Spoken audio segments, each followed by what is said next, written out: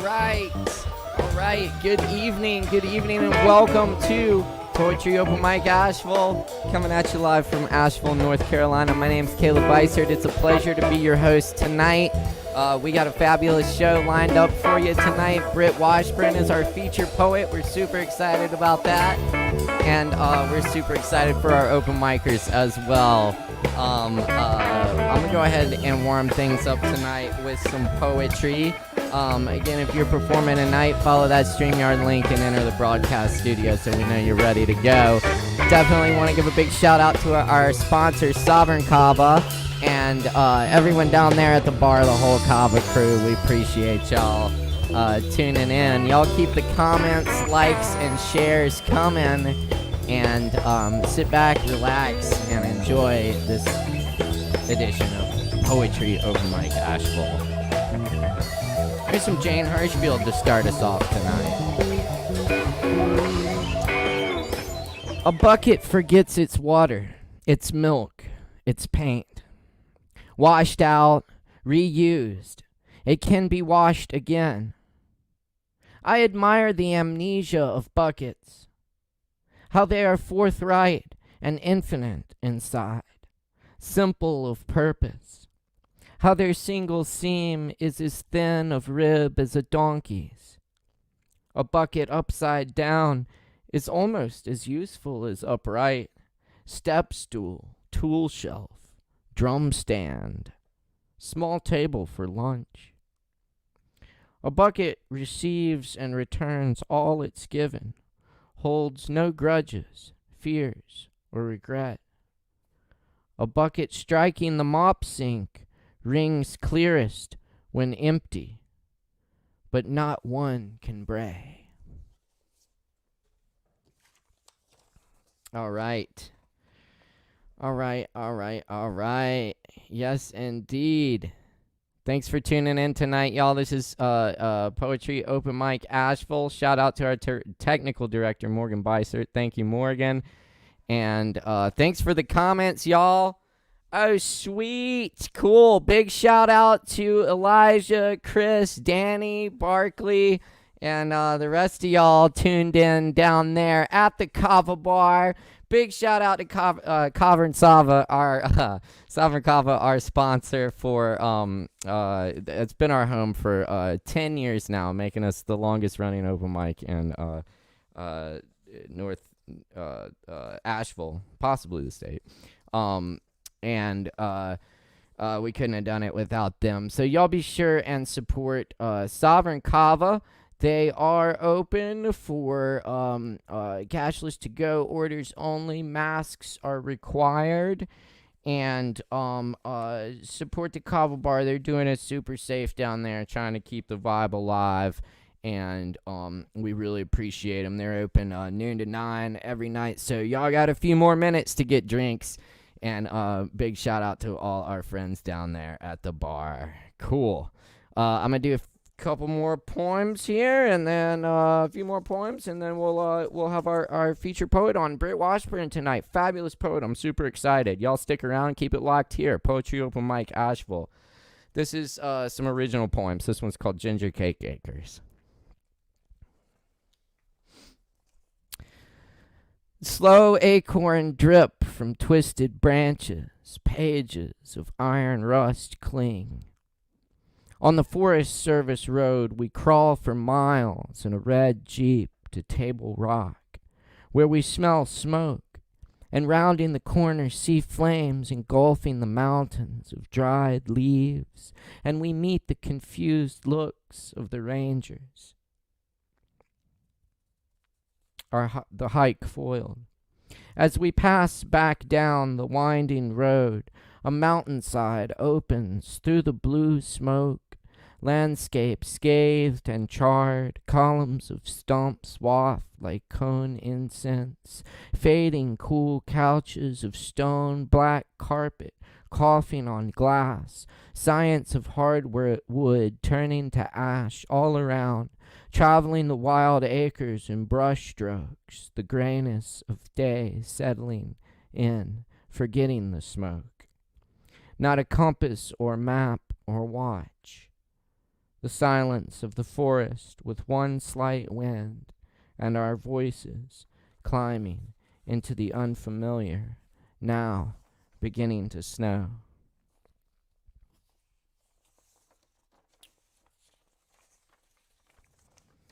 Agony Garden. The doorbell rings. This time Christopher raises up, drifts into the house where darkness eats its body in the hallways and bats sleep in the attic. He wonders if anyone hears water the way he does, the history it carries, washing away and remembering. Christopher cracks his back, moves his head side to side, brushes away the deep alcoholic madness always gnawing at him, enough to please, enough to make him feel sick enough. There's a walled garden, delights of camellias and rose trellis, fountains singing from a stone koi, darkened, time darkened. He listens intently to the water sound, generations pouring, flashes of star and meteor, spirals of sunflower echoing.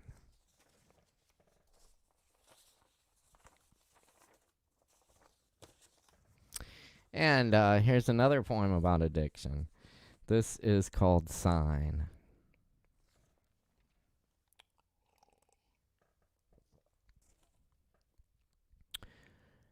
The anxious opiate addict, 10 days sober, keeps asking to play the piano, undeterred that the answer is always no.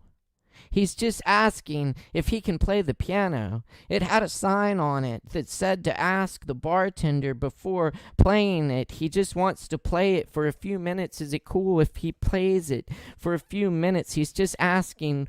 We're really just trying to close up, man.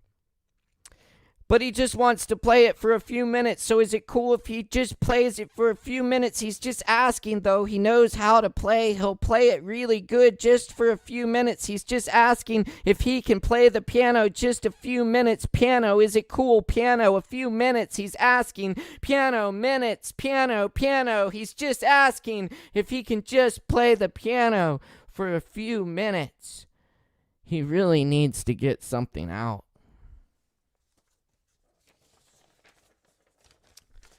And that one goes out to the folks down at the bar. Cool. I'll do one more, and then we'll get our featured poet on here. Performers, follow that link and get on the stream. We'll let you know who's coming up next. There are a few extra spaces left tonight, so if anyone else wants to perform, follow that link, and we'll get you on the broadcast. We'll post that in the comments on the Facebook and the YouTube stream. And again, thanks for being with us tonight. My name is Caleb Beissert. It's a pleasure to be here with you. Keeping the vibe alive through this virtual open mic quarantine love stream, where since that we've been doing as the virtual version of open mic we've been doing here in Asheville for the past 10 years, and since the pandemic, for safety reasons, we've taken it online. But we're so glad to be able to connect with folks from all over now. So we appreciate your support. Keep the likes, comments, and shares coming, and we'll keep the good poetry and entertainment coming at you. This last poem is called Portrait of the Living Room. Beyond closed window, the red roof of the Grove Park peeks through the gap in the trees. Rolling sky, gray and open, wash the earth, tilled with broken plow. The mountains keep watch on this valley, where the ancient people buried their dead. The gray blanket, suddenly clear, permits a ray of slanted light. Behind the closed window, dust begins to rise. Alrighty, cool. We are super excited for our feature poet now. Let's get her beamed in. And yes, indeed. Let me tell you a little bit about Brit Washburn, fabulous poet. here in Asheville. Brit Washburn was born and raised in northern Michigan and educated in at Interlochen Arts Academy, the New School, University of Hawaii, and Goddard College. Way cool. She works as a writer, editor, and Montessori school teacher and lives with her children in Asheville, North Carolina. Her poems and essays can be found in various magazines, journals, and reviews, in print and online, and at the Theory and Practice of Being WordPress website, which we'll post a link to that, which consists of readers' reflections on religion and relationship with recipes. Her debut poetry collection, Notwithstanding. I love this book. Fabulous book. You should all get it. Anyway, if we can get a shot of that there, we'll figure it out. It's a beautiful book, though. Just lovely book, and I love every bit of it. Y'all should buy it. Notwithstanding was published by Wet Cement Press out of Berkeley, California in November of 2019. It is so good to have her on the show tonight, but y'all know the drill here. To get our feature poet on here, y'all are going to have to make a lot of noise out there. Yes, I can hear you, and I'm not hearing a lot of noise. Anyway, wherever you are, if no, I'm just kidding. If you're at home, sitting on the couch, or maybe like listening in your car, or in public somewhere, hopefully wearing a mask, or standing outside the Kava bar right now, wherever you are, I want you to jump up and down, click your heels together, spin around, and jump and shout and make a whole bunch of noise for our feature poet tonight, Brit Washburn. Y'all go ahead and give it up. Make some noise.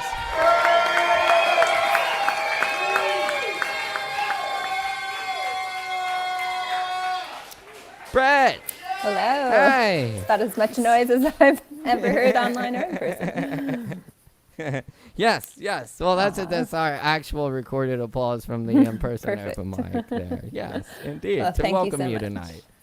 Absolutely. I'm so glad you're here. I'm so stoked. I've just been loving this book. It's a book that I come back to again and again, which is that's a big compliment. I don't Thank you. often That means a lot to me. I'm very grateful. This is cool. This is sort of the epitome of isolation tonight, because you're actually we're actually neighbors here in Asheville, so you're joining us from just a few streets over here tonight. And not far from Sovereign. Exactly. We could walk down there. Yes. Except that we can't. I know. But anyway, so glad you're here tonight. I want to talk about the book, and I'd love to hear what you've been up to. What have you been doing over this wild year? Sure. And it has been that. Yes, indeed. So have you been able to write at all during all this? I know you have a lot going on. You must have it always seems that way. As for, I think, many poets and writers, the quarantine actually came as a very mixed blessing. The book came out almost exactly a year ago. The launch was on December 12th. And I think I managed to give maybe 5 or 6 readings before things shut down, and my intention had been to just sort of like coast on the book for however long I could. But then that all changed, and the result was that I was actually able to do a lot of new work, probably like an unprecedented amount last spring, because I really just loved sheltering in place, as it turns out. It I know what you mean. freed up a tremendous amount of time for me. Right. And yeah, so for us writers trying to find more time for it's been a blessing. yeah, so Yeah. particularly during the spring, I think it was maybe March through June that it felt really good, and then something shifted, and I sort of lost it. But Maybe yeah, we'd had enough of it by that point. something like that. But we have the link for that book is right there on the screen. And And thank you. Yes. Wet Cement is just a wonderful small press, and I'm so grateful Absolutely. to them and eager to support them and their other writers. You can check out the other titles. They've put out several new things this year as well, and thanks so and that's much. fantastic. So will you be reading some from the book and some new work? So I as thought well, maybe I or- would mainly read new work. I thought perhaps Great. I'd read one longer poem from the book, but it's in the Cool. book, so if you want to read more, it's there to be had. And Of course. I've had fewer opportunities to read the new work, and so I thought I'd give that a try. Right. I think I've got Not about many readings these days. not too many, yeah. Yeah. No, once in a while though, and I've really enjoyed the online readings. I think it's hard to make a lot of them, but when Sure. I do tune in, I'm really appreciative, and it's great to be able to see readings in small bookstores that are across the country that we wouldn't be able to get to otherwise. And so yeah, there have been some silver linings. Absolutely, and I hope some of these online readings will stick around once in-person events are going again. Since so it do is I. kind of nice to be able to kind of join into readings from all over Check the things place. out. Yeah, there's been some Yeah. wonderful events at the Emily Dickinson Museum, for example, which I cool. wasn't even familiar with until Right. now. And Yeah, I you hope find we'll these all things stay when you have some connected. time. Exactly. Well, that's fantastic. I am so excited to hear the new work, and I'm so excited to have you here tonight. So I think without further ado, I'll turn it over to you and let all these people hear the poetry. No. Well, thanks so but much, Caleb. Absolutely, and thank And you it was great again. to hear your work as well. Thank you. I think Thank I you. have a stolen line in one of the new poems. There's dust in the machinery over here too. So from your Oh, last poem. Oh, So, really? Oh, really. Wow. Cool. What are the odds? So Yeah. all I right, dig it. but I'll Yeah. I'll start All with right. a poem from the book, and this is a longer poem by my standards, which means it runs 2 pages instead of 1. But that's about my limit, and I think this is about the closest thing to an ars poetica as I've written. This Wonderful. is called "Something to Be Said." All right, I'll turn it over to you.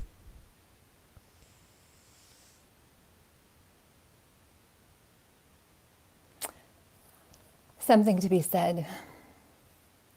Almost without effort, every end can be foreseen. Each season's and each story's. The end of all things suffered and of each fleeting ecstasy. Childbirth's end, but also childhood's. The nightmare's end, but also the dreams.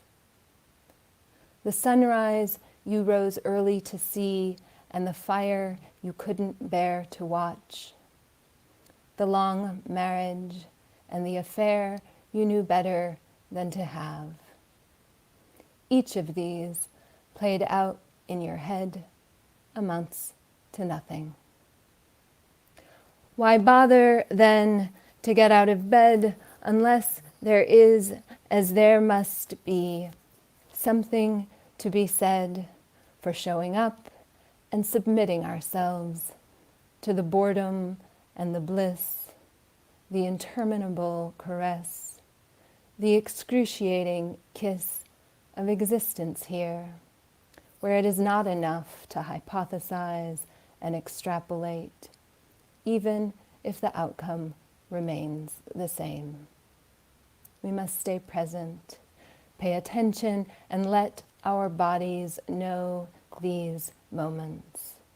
Record them in our cells and souls. The clock ticking on the wall, the smell of wood smoke and old books, sunburn and the icy chill of going under. Waves of pressure building in your core until you think you will implode, then breaking as a cloud releases rain, the baby laid across your chest, bare skin to bare skin, flesh of your flesh, his perfect hand wrapped round your finger like a wedding band. The light on the horizon, diffuse at first, cuts through the silence like a cry that fills the sky with flames. The years are stones, and love, the fence we build of them, piece by piece, fitting each slate against the next, keeping them close, though between the cracks, bright lichen grows, intricate and unimaginable. So yeah, that's in the book, which is comprised of poems written over the course of about a decade, though it really took me 30 years all told to put it out. The first 20 years worth of work didn't make the cut, but that's in notwithstanding. And then I thought I would just move on to some newer work, most of which, as I said, was written last spring. The first is called Making Donuts During Quarantine. First, measure raw sugar into a blender. Add dried lavender and lemon zest. Pulse until a fragrant dust begins to rise from the machinery. Set this aside for at least 4 hours, or better yet, a month.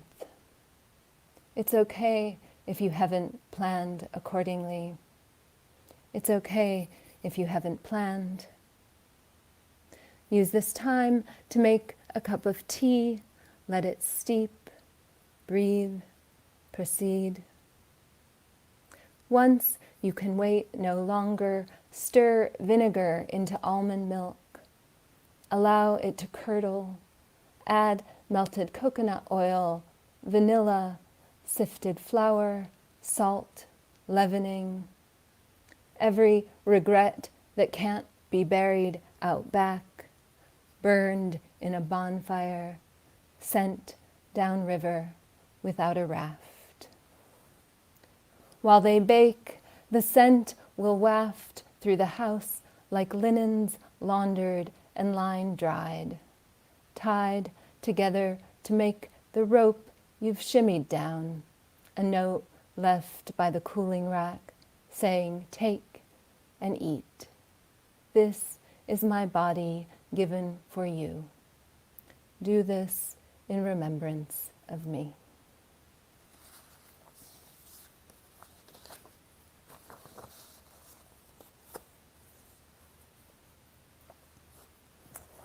Picture.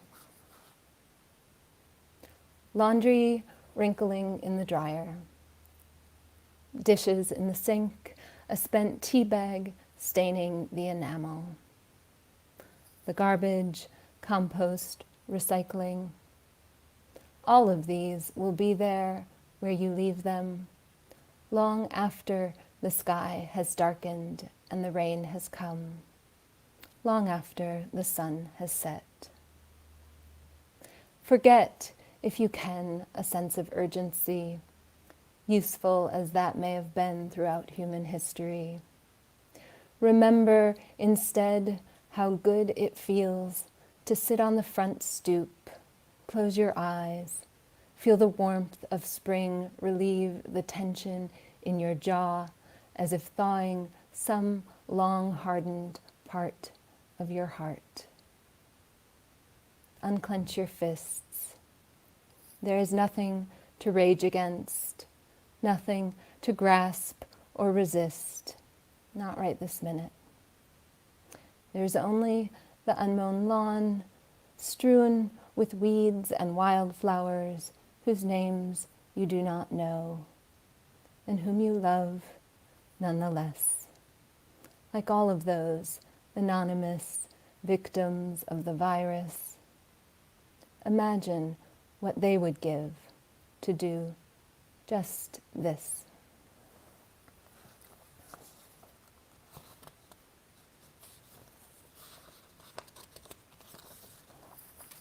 It's odd to be reading in complete silence.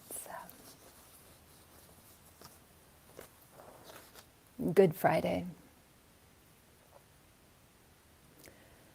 There has been a terrible misunderstanding, and it has been mine. This is not what I had planned when I set out to identify the essential, to create something beautiful, to love and be loved, be good, avoid doing harm. I did not intend to make such a mess, so many bad calls, wrong turns, false starts, one hall of mirrors leading to another, darker, more distorted one, until I didn't know which way was up and couldn't but keep moving forward, opening this door, then that, finding behind each some horror or delight that turned out to be horrible. This isn't the story I wanted to write. It was supposed to have an elegant arc. It was supposed to save us from the flood. It was supposed to have a moral, or at least a point.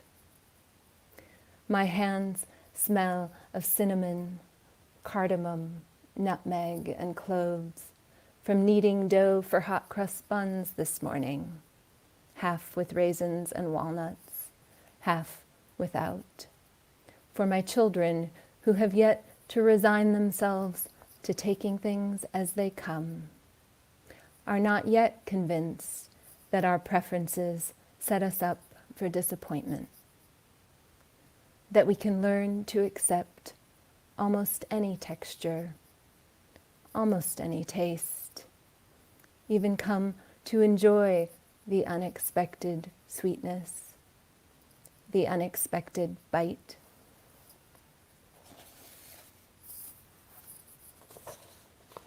I think I've just got two more, and then we'll get on with the open mic, and I'll look forward to hearing what everyone else has been up to in their respective solitudes. Windfall.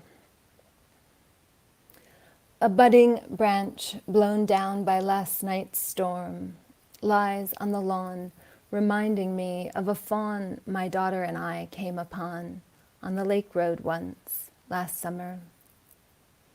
Perfectly intact, its back dappled like this morning's light through the draping wisteria vines, wet with rain. Its eyes closed, its legs tucked in as if asleep or in the womb, though its doe was nowhere to be found. And she asked, my daughter did, who made her dead? And she won't ever grow up to be a mother? Why will she never be a mother? And she wept, it seemed, less for this small thing at our feet than for the future that would not be. This child of 3 you'd think couldn't see beyond next week, as I can't these days.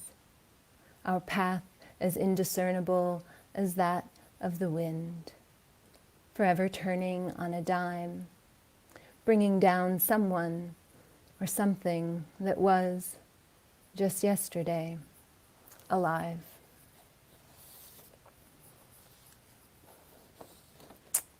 And just one last poem, and thank you again so much for being here, such as it is, and for listening, and for caring about poetry. You are the brave few. This is called The Radical Hospitality of the Senses, and it was written shortly after the Irish poet Evan Boland's death. The radical hospitality of the senses. They beckon. The light on the low bookshelf at dawn, the sound of mocking birds greeting the day, the smell of bread toasting, warming the house, where the morning air feels cool and the first sip of water tastes of kindness. Notice us, they seem to beg. Come to us and we will save you from yourself, that black hole in your head where ghost thoughts taunt the cowering child. They promise you are safe. They do not deceive you. Even as they dull with age, blur, fade, still they will bring you back to the world where you belong. Gracious hosts saying, here, come in, stay. Please, have a seat. Let us get you a drink, a bite to eat. You must be weary. Put up your feet. Tell us of your journey. We're listening. Thank you.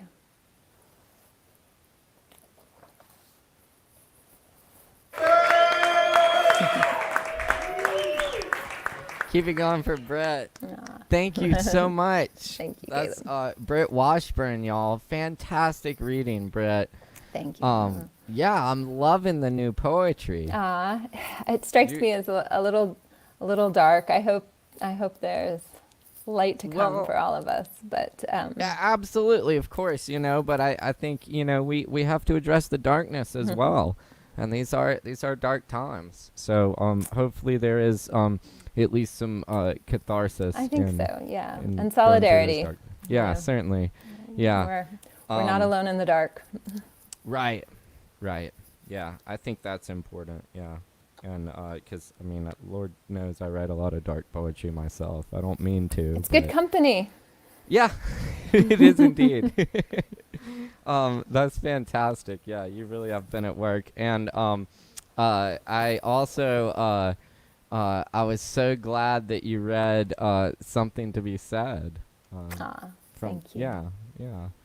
Thank you. And I want to remind everyone to check out the book again, Notwithstanding. And I'll post the link to that.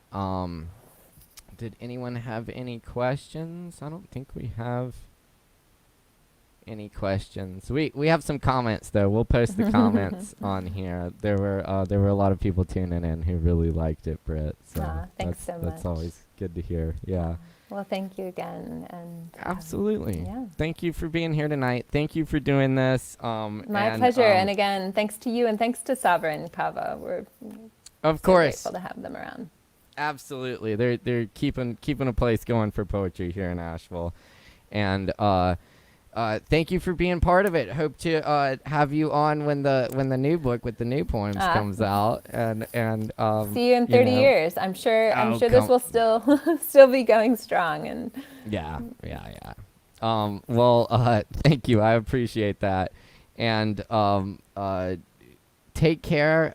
Be well. And likewise. Yeah. it's so good to see you, Brit. Even You though too. we're right neighbors here in Asheville. I'm sure we'll cross this paths is soon. Yes, indeed. All right. Well, thank you, Brit. Everybody, give it up one more time for the amazing Brit Washburn. Thank you.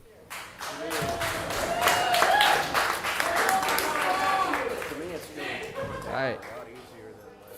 And you're tuned in to Poetry Open Mic Asheville, coming at you live from North Carolina to wherever you are, anywhere in the world now. We're keeping poetry going. We've been doing this open mic for 10 years here in Asheville. Thanks to Sovereign Kava, our sponsor. Y'all be sure and support the Kava bar. Just wear a mask and all that stuff. They're open for to-go orders.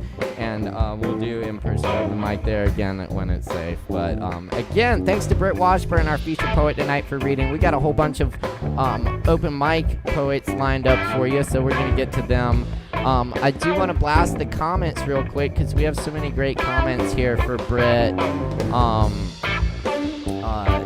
And y'all keep the comments coming. We really appreciate them. Yeah, cheers for Brit there.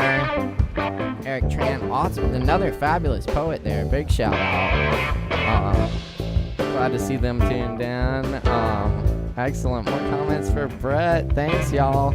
They dug it. There's that press there. Of course, keep in mind we do this each and every Wednesday night. We have a different feature poet and a fabulous open mic for you every week here live on Facebook and YouTube. We do a sign-up sheet in the Poetry Open Mic Asheville group on Facebook every Monday through Wednesday. You can sign up to reserve an early spot on the list, and we'll post a link on Wednesday nights as well. We appreciate your support. Yes, indeed. Oh, shout out to my dad tuning in. Right? Great. A lot of great lines there, but really, yes, indeed. Right? I know it.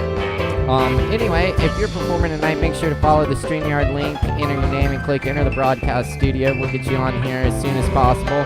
We have Christopher T. George coming up next, and then we have Kevin Evans, Kelly Hoyer, Mark Hudson, Justin Blackburn, Emilia Maldonado. It's off to a good start, and it's gonna be a great night. So keep it locked here. Keep the comments coming and all that. Follow that link there. And buy the book. Support small independent presses, Wet Cement Press, who published Brit's book there, and poets. Support your poets in these times. And it makes a great holiday gift. It's really a beautiful book. Y'all buy it. Check out the book. Focus, but there's the link. All right. Let's see if we can get Christopher on here. Y'all gonna have to make some noise. You know the drill. Jump up and down, shout, scream, put your hands together and make some noise for Christopher T. George.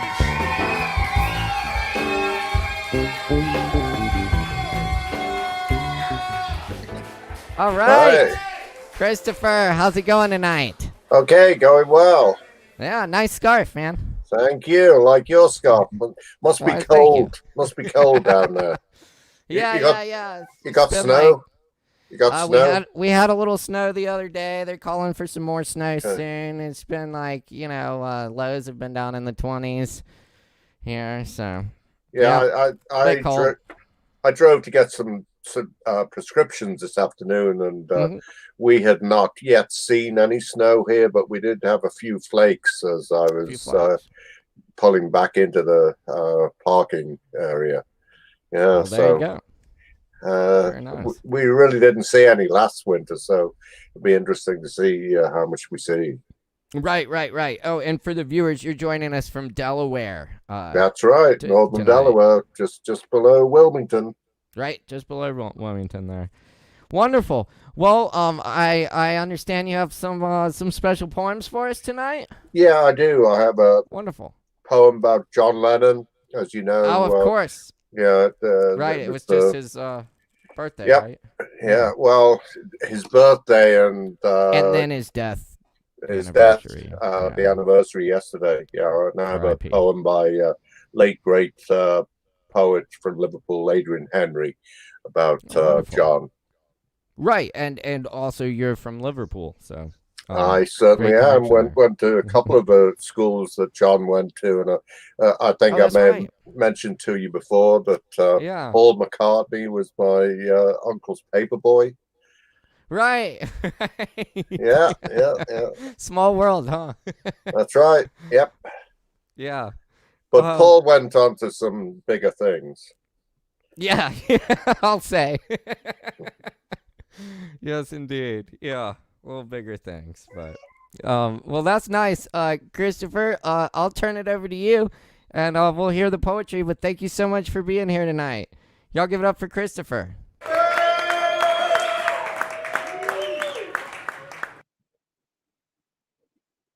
Okay, thank you, Caleb. Going to begin with a poem by Adrian Henry, Liverpool poet. New York City Blues for John Lennon. You do not cross the road to step into immortality.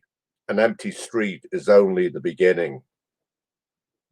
The words still flow through you, even on this cold pavement, are heard in some far place, remote from flowers or flashbulbs.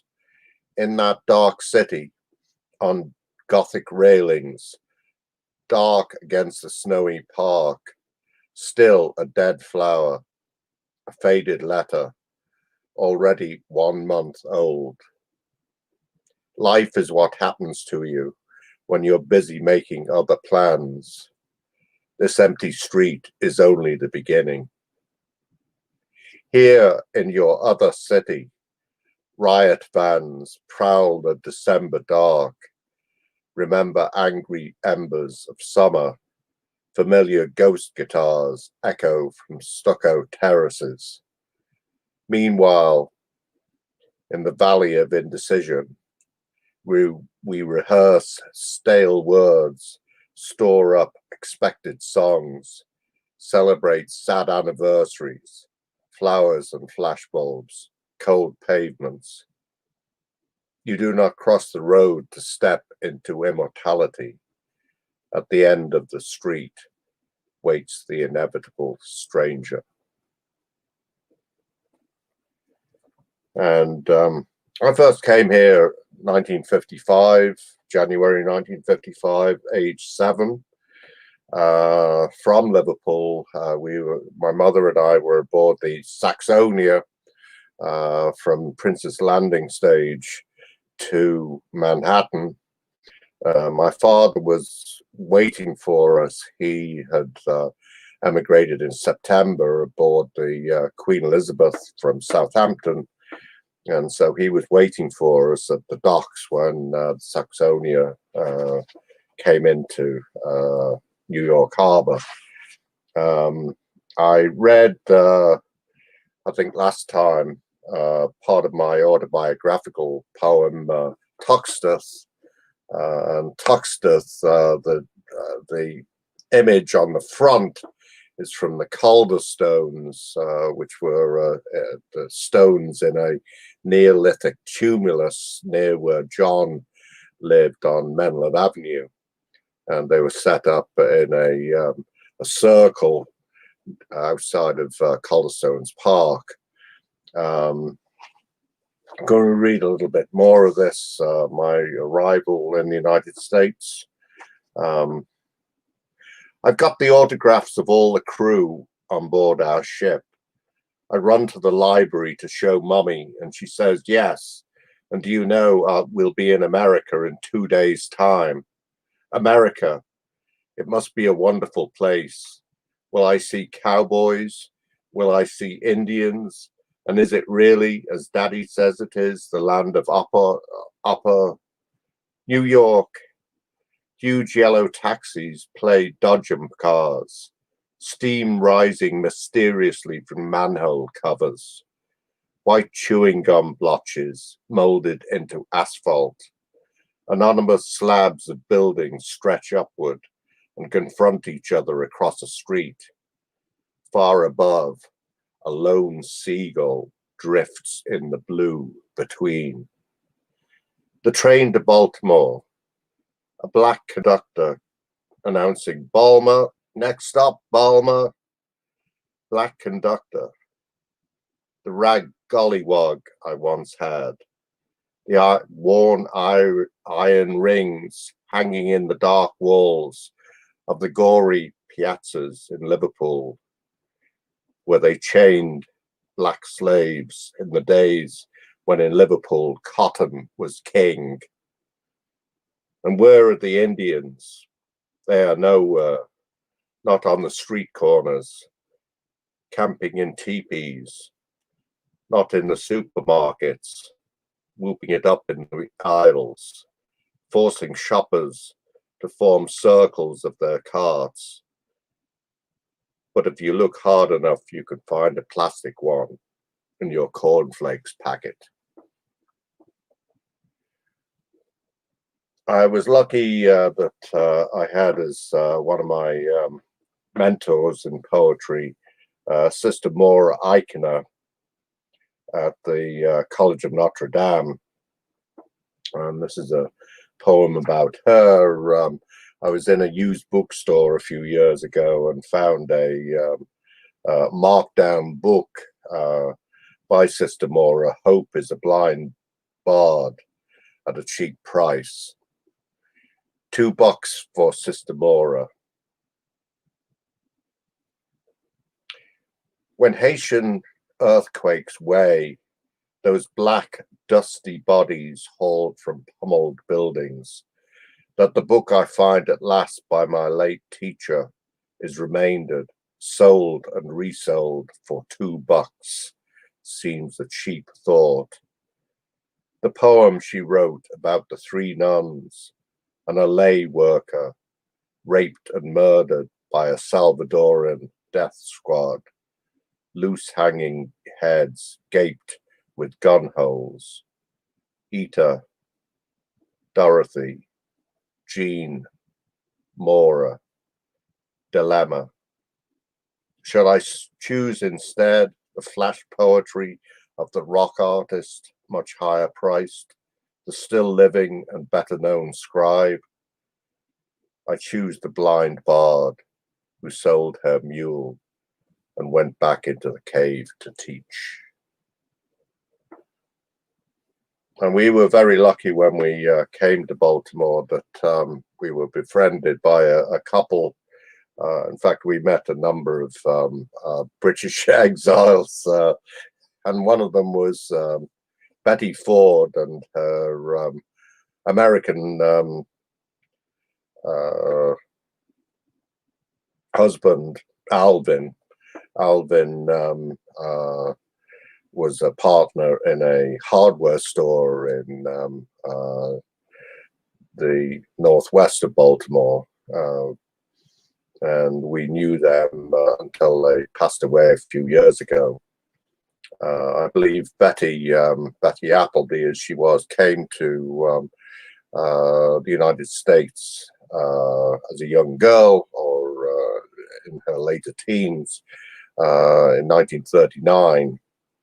This is called her copy of Rebecca. She owned who owned this edition of Rebecca, I know. The book was published in 1939. Its silver spine, nicotine stained, fails to glow. Every page now yellowed, the copy hardly fine. Inside the cover, a Scotty dog and a bookcase. Please return this to my shelf, she requests. I like it very much myself. I see her face as she girlishly wrote her name and address in turquoise fountain pen ink, Betty Appleby, adding vintage phone number and postal code, and boldly wrote her new name for all to see when she married Mr. Ford, her betrothed, and declared in pencil, to my darling Max, love always, Rebecca. The page is foxed. And I'll finish with this one. We don't seem to get the snows in the mid-Atlantic that we used to get. This was a snow when I was working for Hopkins, and would get the bus from Johns Hopkins Homewood campus to the medical institutions where I was a medical editor, and walked home from the campus to where I was then living behind the Rotunda in Hamden. Thor, the land is free after the grip of ice and snow. I feel mud soft beneath my soles, see water running in the street. A glacier is reduced to blackened anomalies, like fragments of an absurd memory. The snow began soberly enough, a light snow, tinkling the seed pods of the Rose of Sharon. Veils of snow laced the street where a girl brushed flakes from her dad's Chevy with a red-handled broom. Then a car could quit its space, robust as a vampire fleeing a tomb. Men were giants, striding across the land until the hard freeze made them mince along like Chinese emperors' wives and pounded their machines into submission until they squealed to be free. True winter pays no heed to the efficiency of machines, the democracy of bones. Thank you, Caleb. Thank you, Christopher. Wow. Far out, man. Y'all knew Paul McCartney and Betty Ford, huh? Yeah, that's right. Different Betty Ford. Oh, okay. Wonderful. Well, Christopher, thank you so much for joining us tonight. Always a pleasure. Yep. Stay warm there in Delaware, and keep watching out for that snow. Yep. And you too down there. Don't get snowed in. Yeah, we'll try. Thanks, Christopher. Y'all give it up one more time. Christopher T. George. See you next time. All right. And that's right. We are here each and every Wednesday night, joining you live from Asheville, North Carolina. Thanks so much for tuning in. Many thanks to our sponsor, Sovereign Kava, for keeping us going here. Y'all support the bar. Also, many thanks again to our feature poet tonight, Brit Washburn. We got the book right there for you to buy. Buy the book. It makes a great gift and is definitely worth a read as well. Cool. Yes, indeed. It was, comments there. Appreciate the comments, y'all. Please keep the comments rolling in. Wonderful. Oh, lovely. Yes, we love to see the comments. Y'all keep the comments coming. Very good. All right, we're gonna keep it moving here because we got Kevin Evans up next on Poetry Open Mic Asheville. Y'all make a whole bunch of noise. It's Kevin Evans, y'all. Give it up.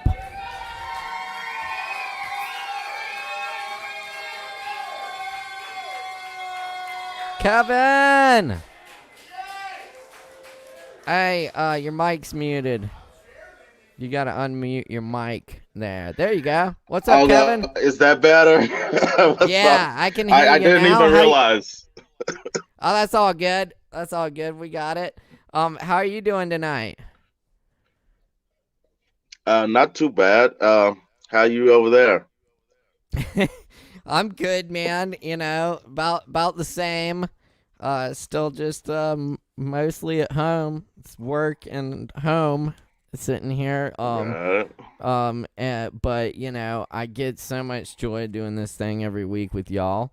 So that's good. I've been writing a little bit. Likewise. Yeah, that's good to hear, man. So, what, you have some new stuff for us tonight, then? Well, really, I just continued a poem. I don't really have any new stuff. I got some old stuff. But yeah, cool. I was saying likewise as far as what did you say? Something about staying at home and a little bit of work. Yeah, yeah, I feel you. I mean, but that's the thing, even about the curfew thing, which I ain't tripping over, of course, because I don't North understand. Carolina just did a 10 p.m. curfew.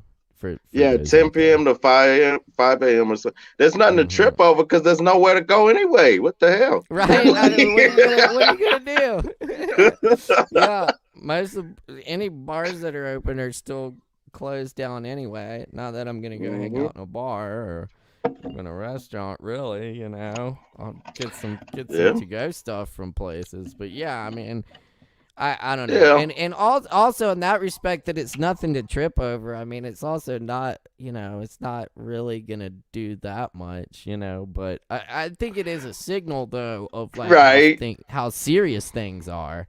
Like for the state, if it's serious enough to do this, impose a curfew, then I don't know. People need to cool down with it and wear some masks and stuff, so we're not overwhelming our hospital workers, So right, there are things know. we can do to like mitigate some stuff. That's for sure. That's just some common sense, logical stuff.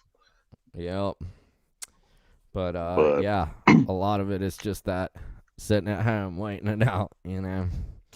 But yeah. That's cool, man. Well, I'm glad you're doing all right. So you have some really old poems for us tonight? Yeah, I think I've got one that is from 2001, I believe. If I get to that, I think I'll read that. Yeah, I don't have that many poems here. Wow, that is it. But yeah, that's very cool, man. And maybe some blues harp. I hope so. I'm gonna do the key of A if I do, which I haven't done in a while. Cool. So yeah, well, that's Kevin, all I got. Dude, I'm glad. I'm happy with that, man. It is always so good to have you here and still be able to get together virtually in all this, man. It's always good hanging out with you. So, I'll turn it over to you. But all our viewers out there, put your hands together, make some noise for Kevin Evans.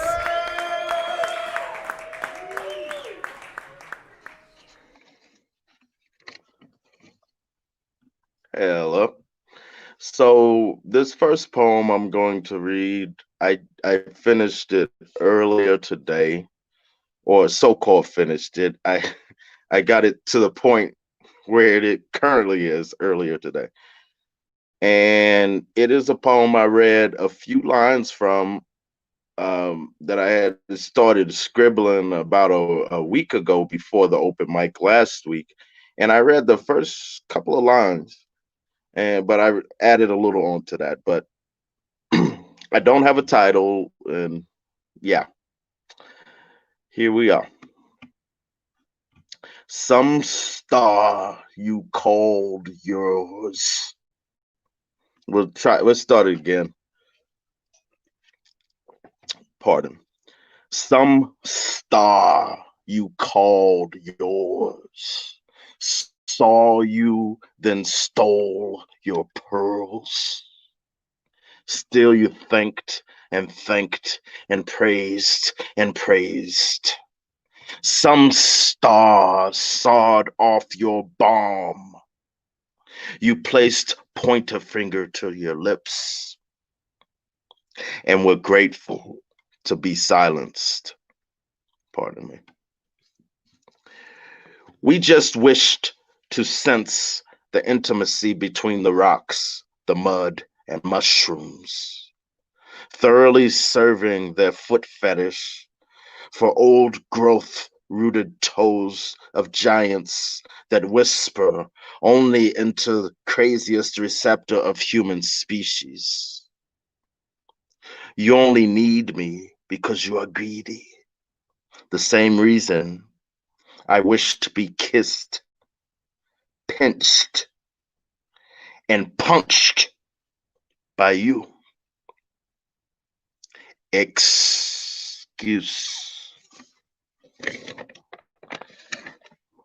And that just kind of ends there for now. This one is from June 19th, 2001. It is entitled Maybe Today. And it's actually about the little girl that was preserved as a toddler, who had passed as a toddler many years back in Italy. It's about her.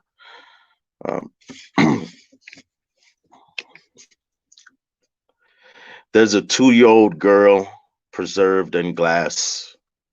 She died many years back, her eyes closed, still in her same clothes. resembles a beautiful baby doll. She can't walk, can't crawl. What a tragedy it must have been for the family, so stricken, sickened with grief that they preserved their beloved baby. Today, she would be an old woman, wise as the winds, sharp as its gusts, teaching us. I think of times ancient in the early 20th century when she was living in Italy, alive, vibrant, smiling, holding mama's hand as they walked down the streets of Sicily. Everything beige, brown, and tan colored. Never knew what they would encounter. The little girl never even knew or completely understood the concept of death. For especially when you've first started, it's so hard to accept. Perhaps she played with dolls and wore dresses. Surely she was deeply loved and adored. What does her soul do today to remain occupied? Looking at a child immortalized in glass makes you think on so many levels and dimensions of existence and life. Maybe she started all over again. Maybe the next time she rose among wise, beautiful women to a golden age, though her hair may be gray, maybe today. She'll get to give birth to a child, live how she wishes to live, a wildflower in the summer meadow, running through the hills, staring endlessly at mountain streams, singing a song to make nature weep, falling in love in the spring, letting mystic, brilliantly colored butterflies fly through the gateways in your heart. Rainbows surround her, halos and beautiful auras around her, though she is not perfect, and she can't be perfect. Words slip out from in between her lips softly, soothing, moving so sweetly, a comforting touch, a woman of love. And perhaps today, maybe today, you can say you lived as much as you possibly could. You could say you lived, maybe, today.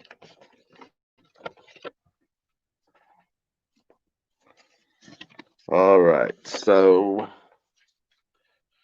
let's see what else we've got. This is a piece that I just sometimes I dig through random drawers. No pun. But sometimes I do that just to find stuff that is a little, it's something I haven't been in close proximity with, let's say, on whatever level. So this is one of those poems that, that I would have normally not have come across or read or even thought to read or even remembered, perhaps. But it's from a February 11th, 2008. It is entitled The Sweet Steam of a Black Kettle. And I'm also reading it because it's going to be a bit challenging.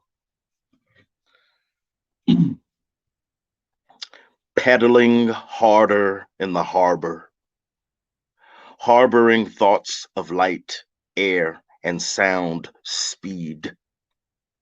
The natural breath itself becomes me.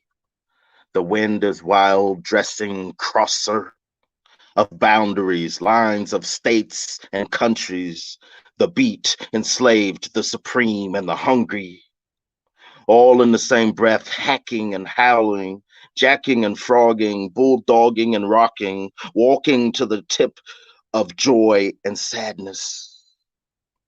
I slip into the snoring before I even know that when this wind blows vertical, I am already dreaming. I am hurdling train tracks slapped with wax from the boiling, brewing skies, fucked initially sweetly from a match, tapped and scratched. We scrap for hats that we wear to be anything but that or this, fished out of wishy waters. You slit me into a carver when I refuse selfishly to be the martyr.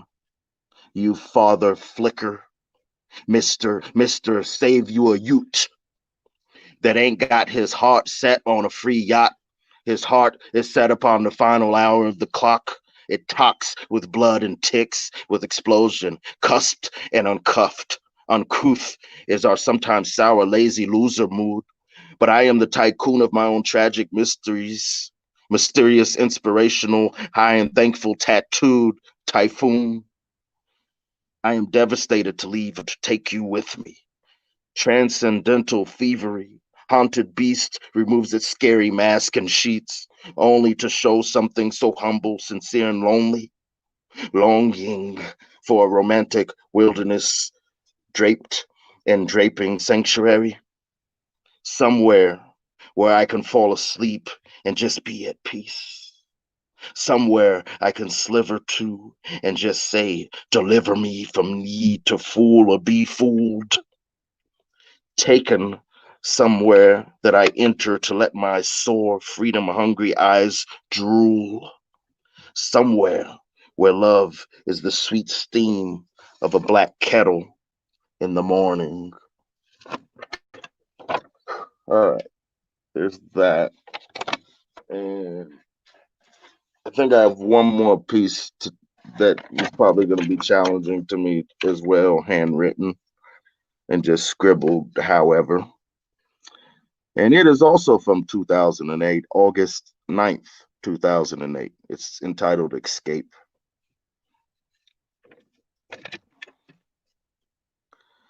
Don't know if it is your puzzling premise of a gifted gauge trying to display the whole world. Meaning, I love the shine in your face. It can't be ignored. Not for war, not for blood, not for soda, not for suds. A narc moves upon the train of your dress, a mocked mirror broken and blessed. And so open my lungs with your breath, and soon enough walk away to the corner, to close my lungs in with a cigarette. And your gentle stare caresses my crawling, tingling skin. Meaning I love the shine of your dimmest vision or fixation, imagined or splattered, vague. So since your shows are made of clay and the bottoms and are private, I hope once this room is left clean behind us, we both feel a little enlightened. In the tightest beginning, in the tightest beginning, I minused the doubts and obstacles we were hitting. And now the sunshine at dawn says, what's the difference? I say, back to the blazing, banging light. Maybe this is it. Maybe I didn't notice no day yesterday in blue or gray. Meaning I love the shine of your new friendly broom and refuge of escape. There's another poem that is on the other side of this that I think I'm gonna read next week. I'll save it. That was actually typed and everything. And it's one of those poems, it's not that you don't want to read because it's the words themselves are difficult, it's the content per se and the history. So we'll do that another time. That's a little more personal, but old still. But I'm gonna just close out in the key of A.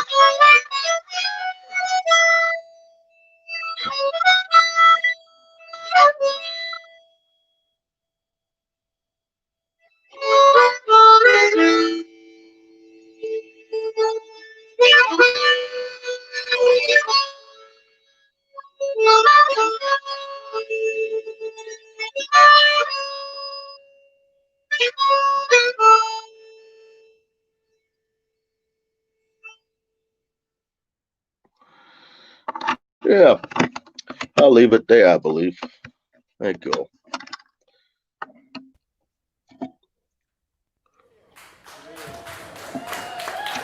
Kevin Evans, y'all. Thank you, Kevin. Yeah, thank you. Great stuff, man. I loved all that, man. That the last one, the one before that, especially, and then the also the one about the little girl encased in glass, man. That was like chilling, man. And it, Oh beautiful. yeah, I think I was about 19 years old when I wrote that one. Wow. I feel like Far I out, saw man. something on TV, like HBO or something. I had cable briefly at that time, and I used to watch Sundance and yeah. So that was one of the things. Yeah, no, man, that can I be saw. great inspiration. Yeah. Very cool, man. Glad you got some poems out of it. Well, thanks for being here tonight, Kevin. Cheers, man. It's always good to see you. Cheers. And hopefully we'll see you next week. We will be here next week. I think we take it off the week after that, the 23rd, but we'll be here on the 16th. And Courtney Marie will be our feature poet from Texas. So and Kevin lived in Texas for a while too. So. Yeah, when I was a kid, my sister still lives there. So. That's right. Yeah. Very cool. Very good, Kevin. Well, thanks for being here tonight, and I'll see you next time, man. It's always good to see you, buddy. Back at you. Cheers. All right, cheers. Y'all give it up one more time for Kevin Evans.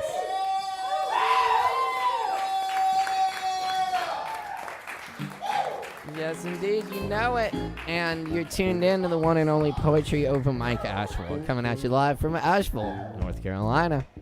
My name's Caleb Beissert. It's always a pleasure to be your host. We've been doing this thing for 10 years now. Thanks to Sovereign Kava, our sponsor, for all their support. We got some comments here for Kevin. I want to make sure I blast these comments real quick. But y'all, please keep the comments, likes, and shares coming. We really appreciate the support. That's awesome. Thanks for watching out there. And keep it locked here, because we have some more amazing performers coming at you. You're definitely going to want to stick around. We got Kelly Hoyer up next and Rachel Atkins. We're so excited. So let's get them on here. But thanks again to our feature poet tonight. Thanks to our technical director, Morgan Beissert. And thank you to each and every one of you tuned in tonight. Let's beam these folks in here. Y'all know what you got to do, though. Wherever you are, jump up and down, scream and shout, make a whole bunch of noise. Kelly and Rachel, give it up, y'all.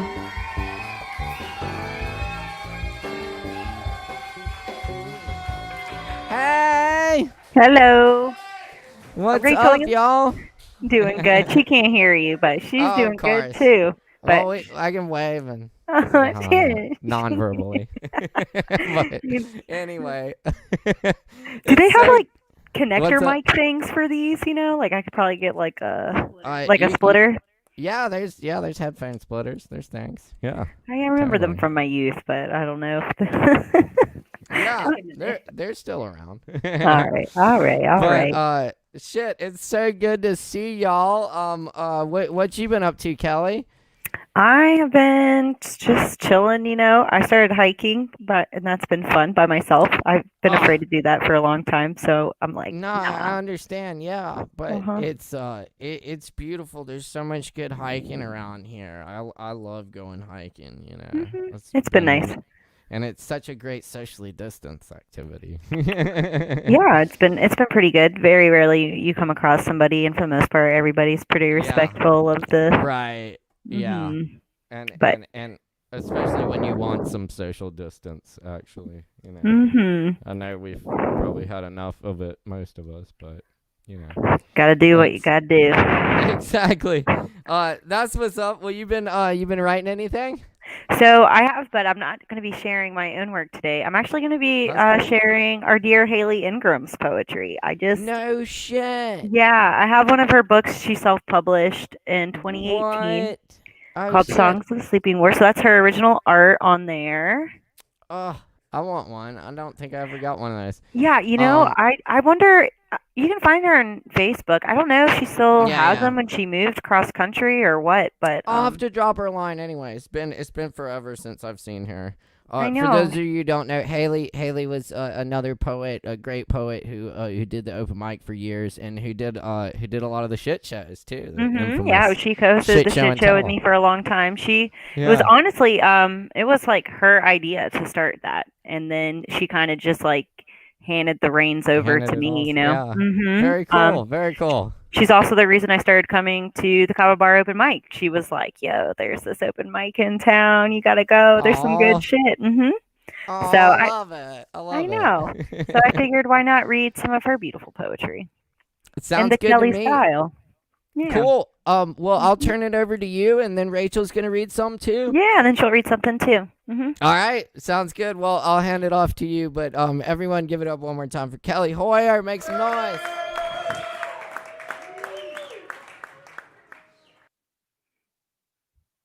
All right. So I'm gonna read 2 poems from Haley Ingram's collection of poetry called "Songs of the Sleeping War."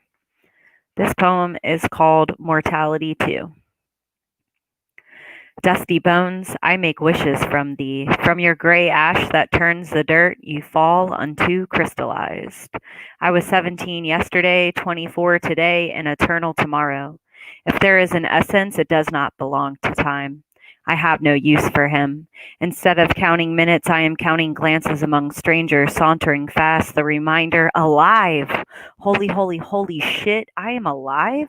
I exist, I exist, I exist. Choose your myth from God's calendar. Wear it well. Borrow a bow tie from the Demi, Kali, Yoni, Rumi. Living well, it is no simple rosary, painting pagan sorcery and playing jazz with my hosiery. Stagnation is arbitrary. Without motion, mold grows, dust settles, vines take hold. These feet are meant for moving, weighting my toes in the pupils of black holes. The soul cannot be bored, and the soles of my corduroy shoes are worn. I am restless, and I accept this. This heart is no desert. The 4-chambered chorus creates symphonies from its cell, and I, flesh from a cell, gaze upon a passing sky, swallowed by infinite distance, its multitudes oblivion and nameless. Why must we name everything at our choosing, giving life to strange features, creating characters and stories as if cartoons on paper? I wish not to turn a tempest zephyr into syllable or a sagging nostalgia into noun. The eternal bleed of seasons belongs not in meter and keys, belong in better metaphors and orgasms such beyond sound, and the self in its complex and tiny creation could not fit into such a poem. But I realize the gift of mortality when I watch lovers dance and tease space with their Play-Doh bodies, naked and writhing beyond their clothes. Joyful wonder, I was 3 once, a warrior today, and soil tomorrow. Joyful wonder, word vomit, diatribe, diarrhea, the ink my fingers wear, dip my praying palms into a cleansing. Joyful wonder, to breathe into being, becoming ripe as in a bosom of sweating roses. Joyful wonder, for solitude in its central sobriety, monumental and intimate, terrifyingly infinite in its eternal question of why. Who am I? Who am I not? What am I? What am I not? Where does it begin? Where does it go? Whatever it is, the soul diminished again with such names overflows elegance in its crystal chalice.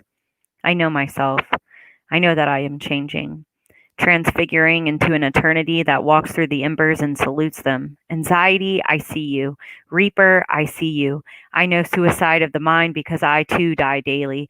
I awake in the morning and wring out the dew of each new birth. Joyful wonder to the people and the existence we share. Joy to the strangers and dialogue unwritten. I wrap my body like a mummy in silk of ancient manuscripts. Touch my fingers to the wall of braille hieroglyphics that read, release, submit, surrender. Exhale cinder with cigarette smoke. Shapeshift, transpose, go forth, metamorph. Your life is a puzzle arranged in the array of today's path, disguised as pieces. Jigsaw through the marrow of experience and suck its plentiful fruit. Joyful wonder. What a blessing. What a gift it is to be. Being aware of what you are aware of. You exist, you exist, you exist. I know that a soul must feel so small, wearing such skin, for we are contingent, our existence temporal. Plant your soul seed in the spheres of gazing, bathing, running, shedding, throwing, playing, coming, going, staying. Harvesting stars to make dream catchers, chasing suns into mason jars, sleeping before its light, huddling, kneeling, dreaming despite the unknown night. Who would have thought that each firefly warms each its own galaxy? They know not their power. Suppose we are figments of God writing poetry.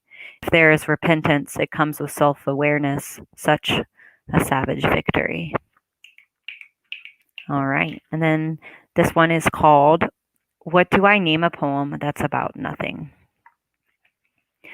I spent butterfly youth fearing hell. Now I fear that there is simply nothing. How many years can unwind youth spent in empty chapels, chasing bats inside your mouth like cavities with tongues slick, conscious, tick, sputtering insects? I'm not sure who I write for, me or you or it. I expel the incubus and name him. We are intimate. He reaches in. I take off his coat, peel back the corset of my soul lace. He peels the hair against my face, behind my ears to whisper, Memento vivere, memento mori. Remember you must live. Remember you must die. You are healing. Rub your scar memory like an antique genie until your body absorbs it.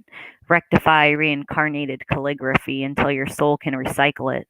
Somewhere beneath the ocean is the universe, pulsating with its spectral gills. Somewhere at the bottom, the ocean breathes out, as liquid unknown manifests into an empty space where the fish become stars. So it seems that we are calling upon mermaids instead of constellations, and that telescopes are fishing lure, and the children hold their swords of moss like sparklers, counting wishes, turning moths into fairies with their magic. Behold, apparition dimensions complete the bleeding eclipse. Behold, the death of one being into the other. What name will you give each chapter? Eye-wide infancy, interlude, adolescent, August memory, Lord Trearing epitaph. Behold, the masks from our fossilized galleries are unraveling. Behold, galvanizing sea blood over human hypnosis and star-browed awe. Behold, navigate beyond the question of what's beyond the horizon, because what lurks beyond the sea foam or an apocalypse of celestial origami rests also in the world behind your forehead. If you are a scientist, close your eyes. If you are a teacher, close your eyes. If you are a mathematician, close your eyes. If you are a musician, close your eyes. If you are a being of beating chest, chorus, machinery, close them. Lovers, close them. Poets, close them. Dreamers, close them. Child, close them as you close your toy chest of sacred portals, bleeding egos receiving, sociopath and killer, mother and mistress, father and fugitive, close them. I used to think my anxiety was a ghost and that if I left the light on long enough, it would go away. I sleep now in darkness. I have my dog beside me. This is my last poem for the unknown.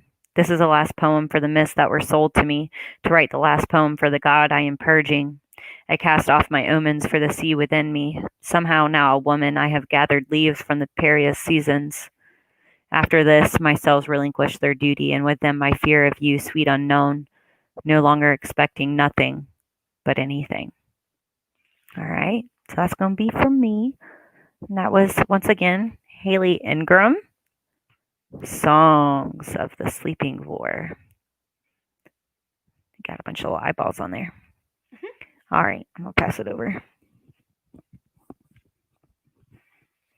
I never get the witty dialogue with Caleb. I just have to come in late. Uh-huh. I have two I'm reading that are not from me. This one's called The Hospital Window by James Dickey. I have just come down from my father. Higher and higher he lies above me in a blue light shed by a tinted window. I drop through 6 white floors and then step out into pavement. Still feeling my father ascend, I start to cross the firm street. My shoulder blades shining with all the glass the huge building can raise. Now I must turn around and face it, and know his one pain from the others. Each window possesses the sun as though it were burned there on a wick. I wave, like a man catching fire. All the deep-dyed window panes flash, and behind them all the white rooms, they turn to the color of heaven. Ceremoniously, gravely, and weakly, dozens of pale hands are waving back from inside their flames. Yet one pure pane among these is the bright, erased blankness of nothing. I know that my Father is there, in the shape of his death still living. The traffic increases around me like madness called down on my head. The horns blast at me like shotguns, and drivers lean out, driven crazy. But now, my propped-up Father lifts his arm out of stillness at last. The light from the window strikes me, and I turn as blue as a soul, as the moment when I was born. I am not afraid for my Father. Look, he is grinning. He is not afraid for my life either, as the wild engines stand at my knees, shredding their gears and roaring, and I hold each car in its place for miles, enticing its horns to blow down the walls of the world, that the dying may float without fear in the bold blue gaze of my Father. Slowly, I move to the sidewalk, with my pen-tingling hand half dead at the end of my bloodless arm. I carry it off in amazement. High, still higher, still waving. My recognized face fully mortal, yet not at all, in the pale, drained, otherworldly, stricken, created hue of stained glass. I have just come down from my Father.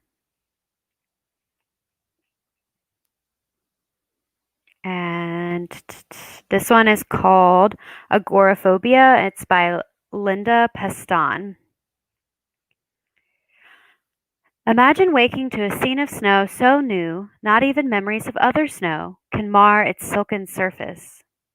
What other innocence is quite like this, and who can blame me for refusing to violate such whiteness with the booted cruelty of tracks? Though I could not leave this house, I have memorized the view from every window. 23 framed landscapes containing each nuance of weather and light.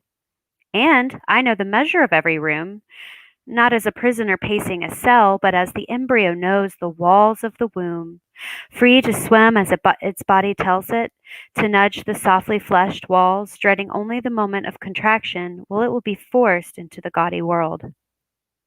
Sometimes I travel as far as the last stone on the path, but every step, as in the children's story, pricks that tender place on the bottom of the foot, and like an ebbing tide with all the obsession of the moon behind it, I am dragged back. I have noticed in windy fall how the leaves are torn from the trees, each leaf waving goodbye to the oak or the poplar that housed it. How the moon, pinned to the very center of the window, is like a moth wanting only to break in. What I mean is, this house follows all the laws of lintel and ridgepole, obeys the commandments of broom and needle, custom and grace. It is not fear that holds me here, but passion, and the uncrossable moat of moonlight outside the bolted doors. Thanks, that's all. That's all, folks.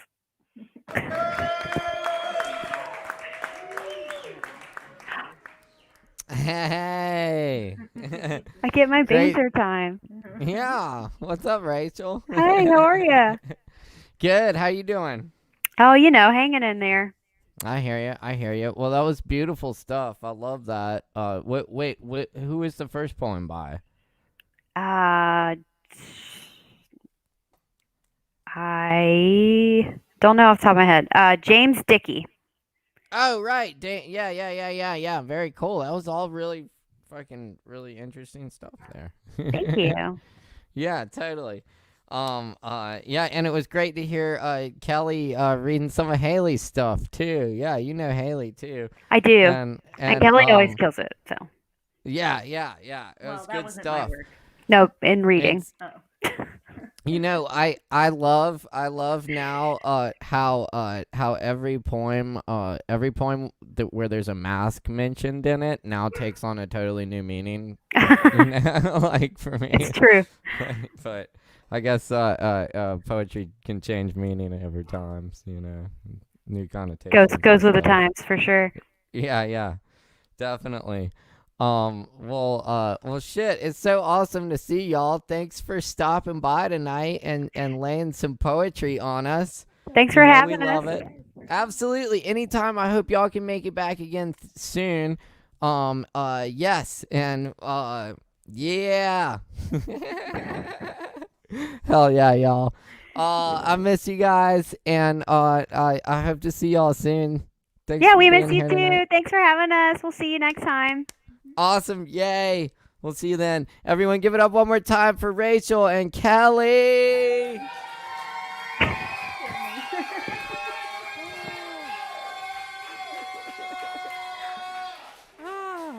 Hell yeah. Hell yeah.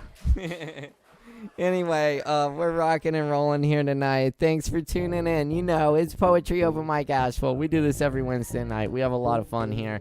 And thanks for coming along and having fun with us tonight. We still got some more fun performers coming at you. So keep it locked.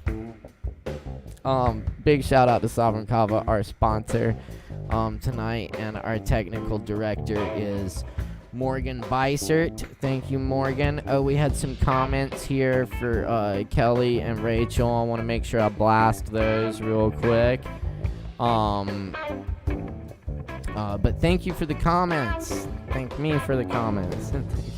But yeah, keep them coming. We really appreciate the comments, y'all. Keep those comments flowing through. We love being able to talk with y'all while we're doing this. I did want to mention tonight, and I'll mention this again later, but the proposed Asheville noise ordinance coming up. I just wanted to encourage people to tell City Council that this is fucked up.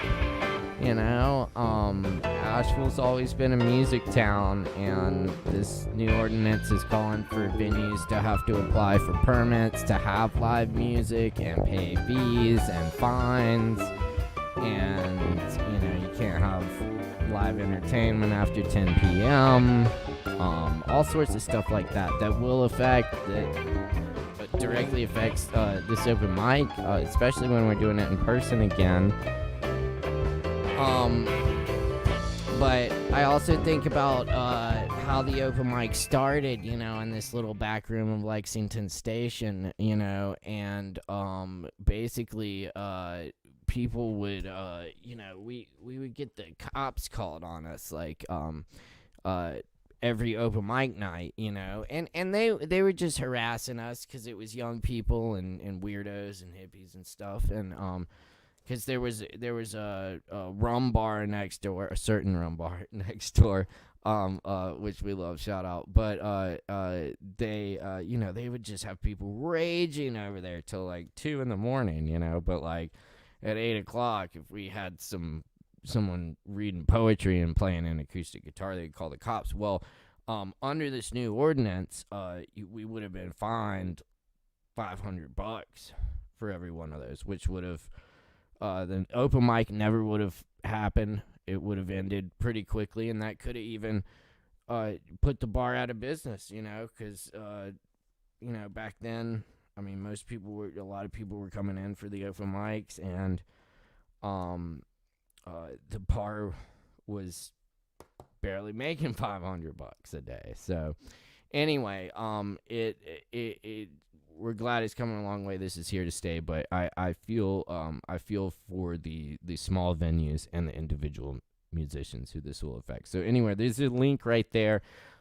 If you want to check out the ordinance and make your voices heard, I encourage everyone to check that out. Anyway, that's my PSA for tonight. I want to keep it rolling though. I'll be mentioning that again, but please do look into that, especially folks here in Asheville. We really appreciate it. I want to get to our next performer because we have Mark Hudson back tonight. I'm so excited to see Mark Hudson in the house. One of my favorite performers from the open mic over at Sovereign. And it's good to have him with us tonight. So let's see if we can beam him in here through the etherwebs. Y'all are gonna have to jump up and down and make a whole bunch of noise, though. You know the drill. Put your hands together, jump up and down, scream and shout. It's Mark Hudson, y'all. Make some noise.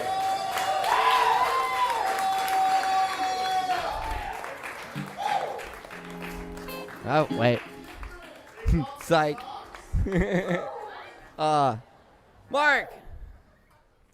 Hudson. What's up, man? Yo, can you hear me okay? Yeah, I can hear you. Can you hear me? Yeah, cool. I'm doing it Great, it's working. I'm doing it from my phone for the first time, so it's kind That's cool. It actually looks better. All right. Good. So, awesome, man. I'm glad you could be here tonight, man. It's been a minute. How you been? I've been good, man. I've been working. I've been working over at this retail store, this hiking and outdoor store called Roan Line. Oh, cool. Oh, okay. Where's that? It's off of Haywood Road near the Hop West. Oh, okay. Cool. Yeah. I've been so lucky to get that gig, man. So that's I've been focusing on that a lot. I know. Yeah, and jobs are tough to come by right now, and so man, I'm glad you got something. You know, I'm back at work at the Kava bar, just selling Kava out the to-go window. Right. Although I should have mentioned this earlier. I usually mention it every week. But anyone who performs on this has a free double shot of Kava waiting on them at the bar. Just stop by and tell them you were on the open mic, and you get a shot as our thank you to you. Well, sweet. So yeah, there's that. Sovereign Kava, shameless plug.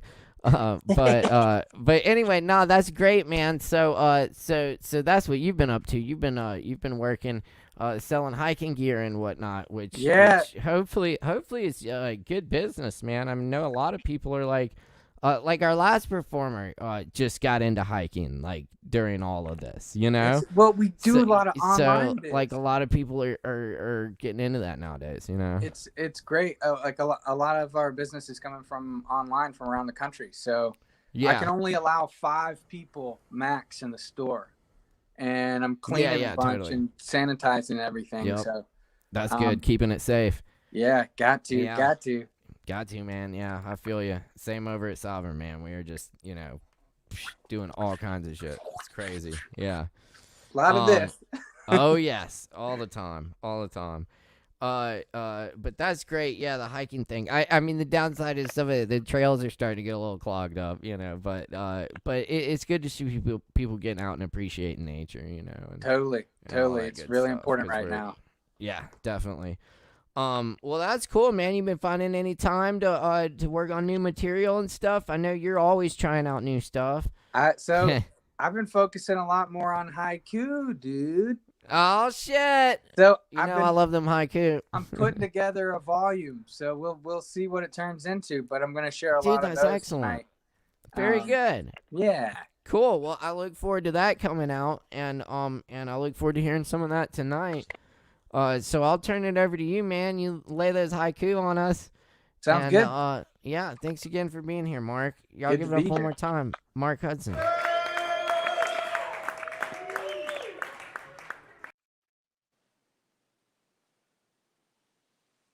Okay, I'm going to start out with some characters. I am the Mountain Wizard.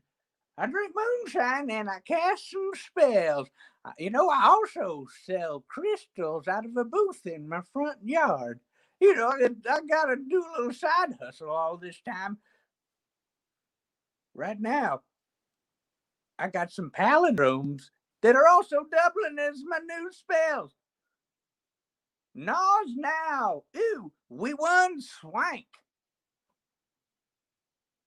Bad wolf bat. Tab flow dab. You bang bonk knob. Gnab. Flower one. Now re-wolf.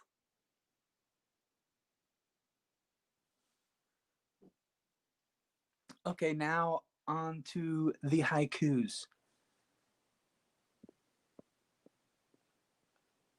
These first ones are Cookie Monster. Cookies healthy, yeah. Cookies create happiness. Happiness fights stress. C is for create. Create lots of cookie dough. Make one huge cookie. T is for thinking. Thinking stomach is empty. Need to eat cookies. Ice cream comforts too. Chocolate chip cookie dough. Forget your anger.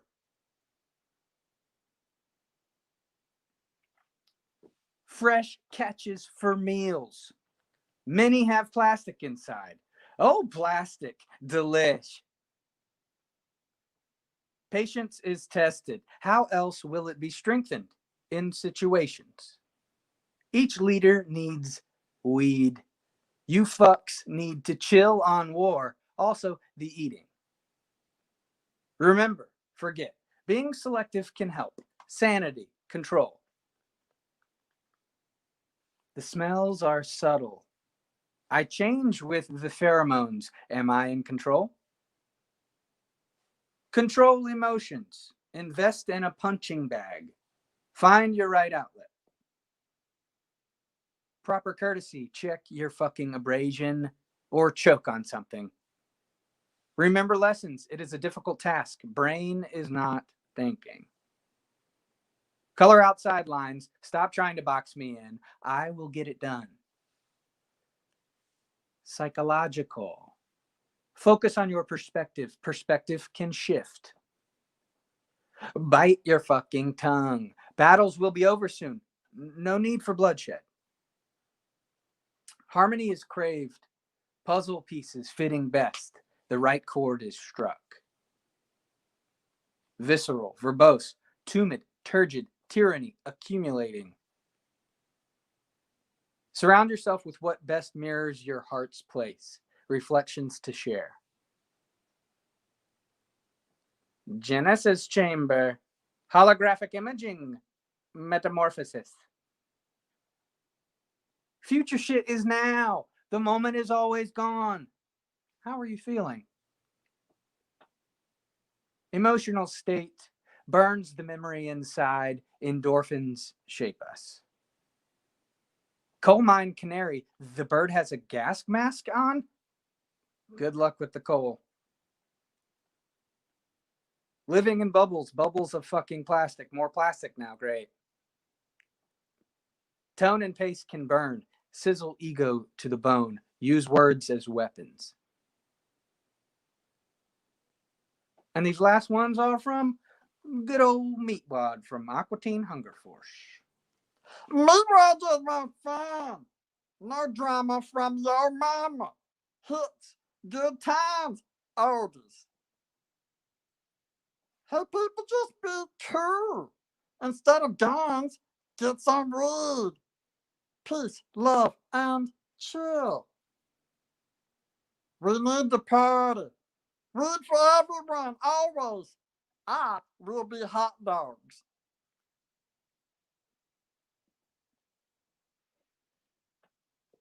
And then I will end by reading a wonderful poem by William Matthews.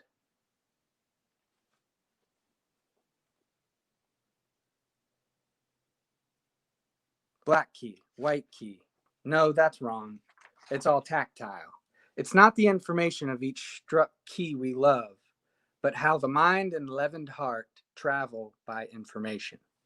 Think how blind and near blind pianists range along their keyboards by clambering over notes a sighted man would notice to leave out, by stringing it all on one longing the way bee-fingered blind mountainous Art Tatum did, the way we like joy to arrive. In such unrelenting flood, the only way we can describe it is by music or another beautiful abstraction, like the ray of sunshine in a child's drawing running straight to a pig's ear, tethering us all to our star.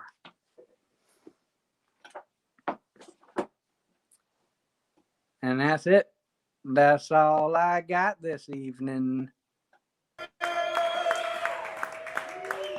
Thank you, Mark. Great stuff, man. You just kill me, man. I love all that, dude. Thanks, Thank dude. you so much. Yeah. Totally, man. Very good. I'm loving the haikus and the characters and all that good stuff, man. Thanks, man. I for appreciate it. real. It's good to be here, man. It's really, I'm really glad this is going strong and voted #1 again. Yeah. Oh yeah, thanks, man. Yeah, totally. Yeah, we were happy about that, and yeah, we're keeping it going. On into the new year. We'll be here next week, and then we're taking the 23rd off, but we'll be here every other Wednesday, and man, it's great to be able to keep this thing going, you know, and we'll just keep riding this. Well, thanks, man. But, absolutely, dude. Stay safe out there, it's always. Thank you. You do the same, man. It's always good doing open mic with you. Yeah, and you as well, and man. I might come see you at the hiking shop, man. Check out what you got. So yeah, Hell cool, yeah. man. And don't forget your free double too. Oh yeah. Oh, I'll be by. Awesome, cool, man. I'll see you, buddy. Yeah, Take man. care, Have a Mark. good Y'all one. give it up one more time for Mark Hudson.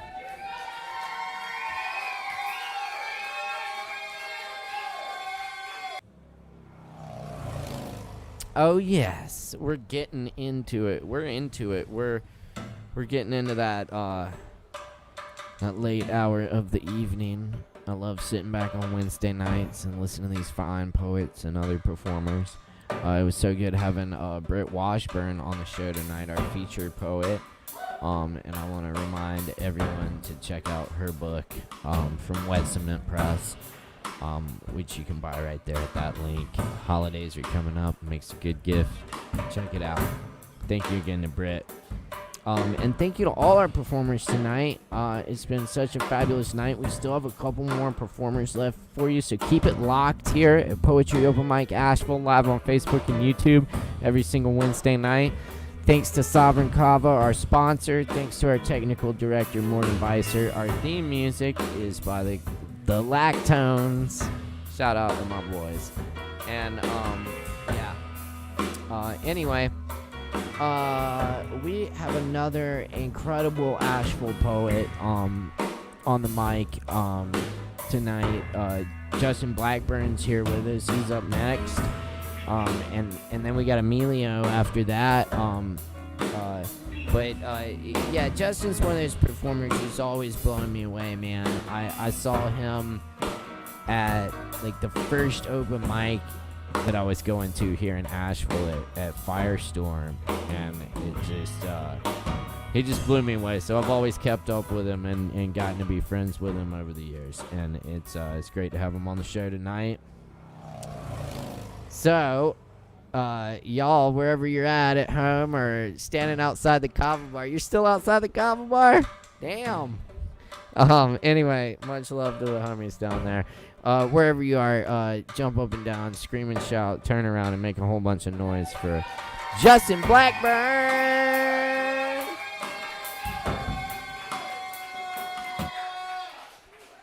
What's up, Justin? What's up? How you doing? Man, I'm doing good. How you doing tonight? Doing well, doing well. Awesome, man. What you been up to? Today, just kind of, honestly, today's been kind of doing nothing. Had a couple, last 2 days I was doing stuff and kind of didn't get enough sleep last night. I've had, you know what gout is? Yeah. I got gout. Damn, dude. Yeah, and I don't really trust. What did you do? What? How did you do that? That's crazy. Wow. I'm sorry. I'm sorry to hear that. No, I've just been eating I was eating really unhealthy, like before the gluttony. Yeah, gluttony. Before the pandemic, I was working out, like I was playing basketball, like right. And then all that stuff kind of stopped, right? Yeah, 4 hours, 2 to 3 hours, like 3 times a week, hitting the gym, hot yoga, and all that stuff stopped, and I kind of gained some weight, and I got gout. Damn, you got that pandemic gout. Yeah, pandemic gout, exactly. So I had that, so I quit eating any sugar and any processed food for a month. Yeah. Now that stuff sucks anyway. Yeah, it's horrible for you. So I've just been eating really healthy, and cool, man. For some reason, it was like maybe like because if you go to the doctor, they give you pills. Right. It goes away, but I don't like that shit because it doesn't deal with the actual cause of it, right? Right, it's treating the symptoms rather than the holistic. Exactly. So I just like did it with, or just suffered through it, and it was intense. Damn, man. So I had about 4 or 5 days there where I didn't have any problems. Yeah. And last night, for some reason, it started to flare up again, and it's just really hard to sleep. Yeah, I bet, because it just hurts a lot. Yeah, damn. So for some reason, last night I don't even know why. It's like you can't walk on it. It's just it just kind of cripples up. Fuck. So I just that happened last night. I just didn't really get any sleep, so I just kind of had a day of just being an idiot. Well, hey, I mean, sometimes it's probably good to take a day to just be an idiot, right? Yeah, totally. But shit, man, I hope you're feeling better, man. That sounds rough, brother. Thanks, man. Yeah, I mean, it was just weird because I had gone a couple I had gotten to the point where I was used to the pain and I was just going through it, and it was fine. I was doing my thing, and then it went away, and then it just came back. So it kind of flipped me out a little bit, It's came back. And I thought it was gone. So right. But hopefully it'll be better by tomorrow. Yeah, hopefully, man. I wish you healing for sure, brother. Yeah. Everybody eat healthy out there because you definitely don't want gout. It's painful. Eat healthy, man. You are what you eat. So totally. And I know it's hard to always it's work to fucking eat healthy all the time. It really is. Yeah, no, it is. And I think that I just kind of got in this habit of dinner, kind of overindulging because we don't have shows anymore, really doing anything. To be oh man, I'm gonna go eat pizza. And I was kind of getting my there's a lot of great vegan pizza in Asheville, you know what I mean? So I was kind of getting my rocks off with food.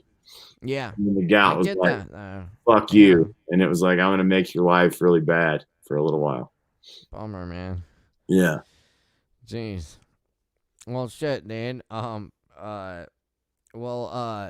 Shit, man. I definitely hope you feel better. Yeah. Did you,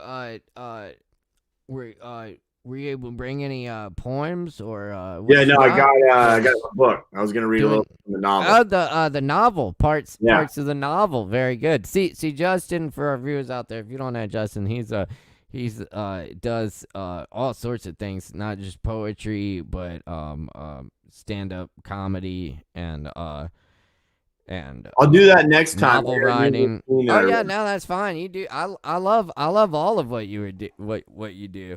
Thanks, man. I wrote a new bit. I'll have to do that next time.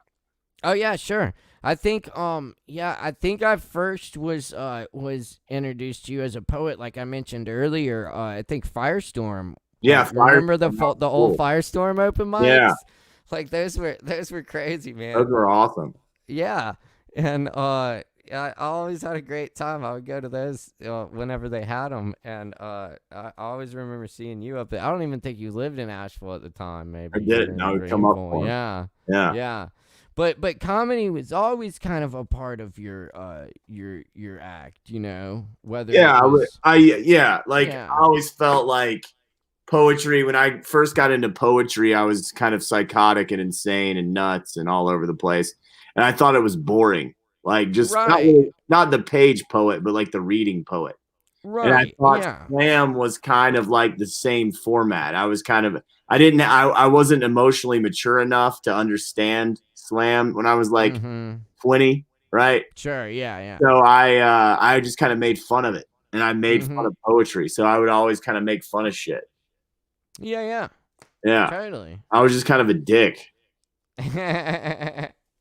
Well, I think, you know, I grew out of it though. That's not mostly. Well, I mean, I think it was a response. Like, you know, clearly you had suffered some boring poetry readings, and that was it's sort of your response to that. You know, it seems totally. I mean, it was just seems legit to me. School, going to school, being forced these poems, and just thinking they were boring.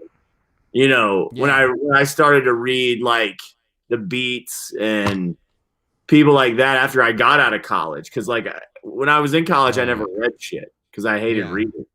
But then when I was like, oh my god, you can actually write real shit. Like I just thought poetry was like the most, you know what I'm saying? Like totally, it's horrible or anything like that. But I was like, oh my god, you can actually write like Allen Ginsberg and people will, you know what I mean? Or even Bukowski.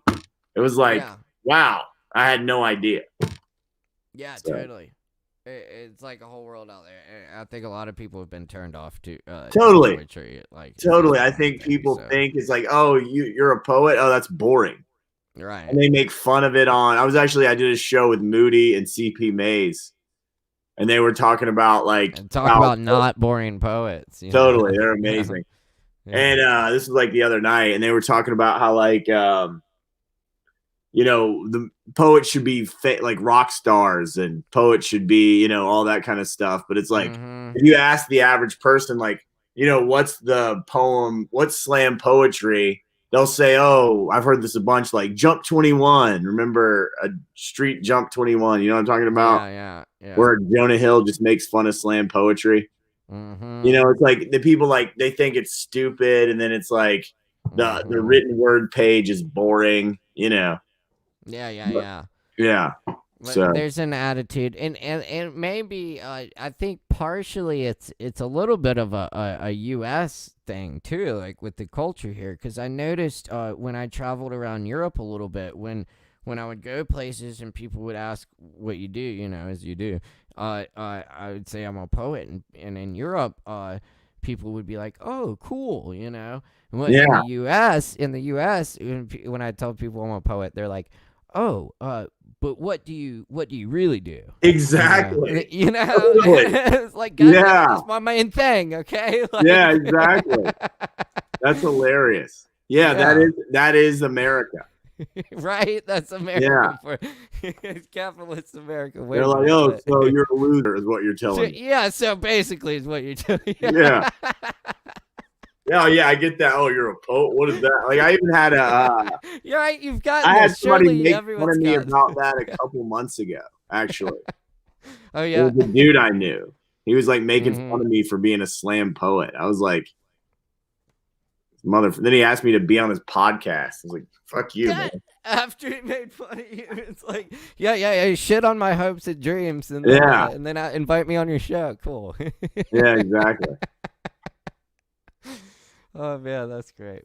Well, shit, man. I don't want to take time away from your I'll read your novel. So please share the novel, and everyone can buy them. Is that still available on your website? Oh, available on my website, or if you know me, if you're on Facebook, you can just send me a message. Yeah, totally. Or cool. YouTube. I got a YouTube as well. Awesome.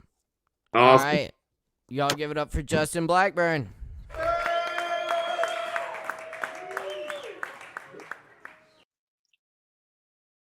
All right, here we are reading chapter 3 of The Bisexual Christian Suburban Failure and Lightning Bipolar Blues.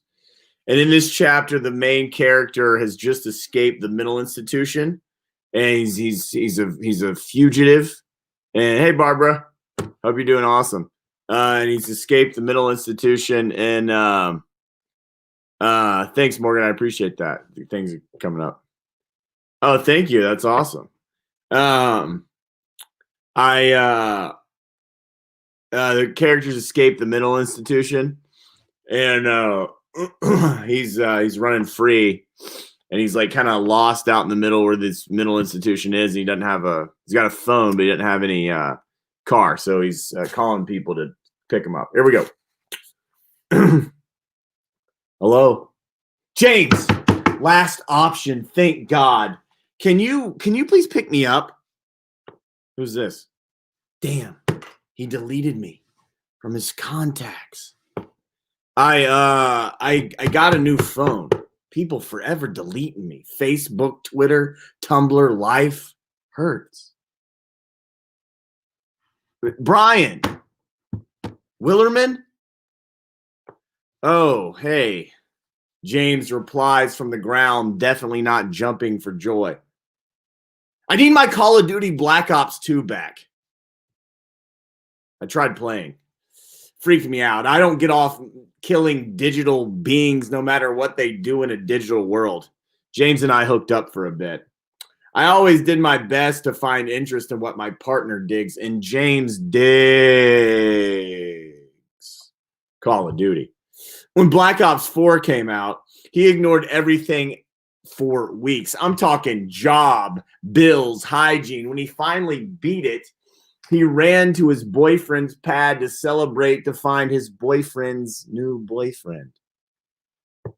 Poor James sat at the bar crying into a whiskey sour like a digital soldier coming home from war to find out he isn't real. Pick me up and I'll give it to you. Where are you? Spinks. There's a million fucking Spinkses. I'm near Moses Civil's Mental Hospital. That's like 15 minutes away. Piece of shit. Calm down. He's maybe in the middle of something important. You call me at 9 a.m. on a Saturday. Lucky I'm even awake. Yeah, you don't stay up every goddamn night till the wee hours of the morning playing fucking video games. Relax. Then expect me to pick you up at a gas station near a loony bin? That's sketch. I don't even want to ask what you're doing. You better pay me for my gas and give me extra for my time. Piece of shit doing nothing but playing Call of Duty at war with my life, so I play video games because I can't win. I will. Fuck James. I'd Uber, but riding with strangers gives me panic attacks. Yeah, I'm white privilege baby shit. Hi, how are you? Apologize if I've been a rude host, talking about myself the whole time. Can I get you anything? Glass of water, vibrator, new lease on life? It may be difficult since I'm in the woods behind a gas station hiding from the cops, but I hope you're enjoying your time with me. Thanks for being here. Sorry for not keeping you with me after I escaped. It was intense. Needed alone time to process. You didn't miss much. I ran as long as I could, which isn't far because I'm white privilege baby shit. But I did find woods where I delightfully stripped and joyously hugged trees. Then the badass breaking free high wore off, and I realized I was cold because it's freezing out. Then it hit me. I escaped a mental hospital and the police are after me. So I had a damn good panic attack. 6 out of 10. For relief, I Googled consequences of escaping a mental institution and was shocked. Not that big of a deal. If they don't consider you dangerous, they normally don't even call the cops. Then, as I was walking out of the woods, I saw a cop driving, had another panic attack, 5 out of 10. I started calling friends, to pick me up. The only one available? James. I'd have called you, but we just met, so I don't want to come on too strong, though I've told you every other goddamn thing about my life, like my dad choking me, saying if I come back, he'll kill me. Funny, it only made me want a family more. Is that crazy to you? If so, go back to feeding your tiny flame with Nikki Sparks. In honor of new Brian, I refuse to be judged by any more assholes. Doctors already diagnosed me with every ADHD, GHB, Snoop D-O double G, mental mirage disease their minds can project. Shoved every black magic brew of pills down my throat. Sorry, but I'm no longer apologizing for who I am. I appreciate you being here, but why? To bully me? Bad news. A community of trust funders beat you to it. I don't need anyone else dismissing my art as my bipolar. Seriously. I'm writing with the new me, so GTFO. Still here? Awkward. Yeah, I took business classes. Yeah, you don't tell the consumer to not consume, but what if this isn't about likes, retweets, or views? What if I want us to connect soul to soul? Most viewers don't care about the human's well-being. They just want to forget how much they hate their lives. Dad screamed, die of AIDS at me. So yeah, I'm making sure your intentions are pure before I... Sorry. Taking my trust issues out on you. I just want to make sure you're here for the right reasons. I don't want to come to the climax and have you conveniently remember you told Reggie you'd meet him for drinks because you can't handle how real I am. My parents pretended I didn't exist and abused me when their imaginations failed, so forgive me if I'm coming off clingy. I'm coming off clingy, huh? Calm down, Brian. God, I hate my fucking name. So white, oppressive. Brian. Want to drink Maple Leaf organic beer and discuss our smarts because our parents paid for us to get into college? Sure, Chad. Basically, I've been abused by billions of assholes. While processing my escape, I realized if I'm truly healing my trauma, boundaries are numero uno. Example, I no longer answer to F word. If you say it to be funny or think gay is wrong, we aren't cool. Had enough bullies calling me every homophobic slur on the salad bar, beat me to death, then bury me on the nature trail. 2, if you're here to convert me to Christianity, leave. I'm Christian. So annoying when you think you're having a genuine conversation with a stranger about LeBron and they say, you know who else no one can stop? Steph Curry? No, Jesus. Those Christians ruined Christ. I'm going to read one more paragraph and then I'm done. Wow, who is this guy? I'm setting boundaries. I may actually follow through on my healing this time. How many times have you been all God eating on God eating healthy? Hour later, you're stuffing donuts down just today because tomorrow is when it really starts. Fucking hate not being in control of my mind. Don't you? Any other reasons you need to leave? If you're racist, misogynist, dig Post Malone, blame others for your fuck, that's me. Fuck am I talking about? Whoever wants to read, feel free. I want to teach a racist how to love, a homophobic man how to suck dick. Plus, my favorite thing of life is ultimately we are free. Free to dance, to wallflower, free to hate, to never buy fries from Chick-fil-A, free to express, to die never trying, free to fart, to post posy bullshit on Facebook, free to go to prison, to Cardi B, free to be Jesus. All right, that's from chapter 3 of the Bisexual Christian, Suburban Failure, and Lightning Bipolar Blues.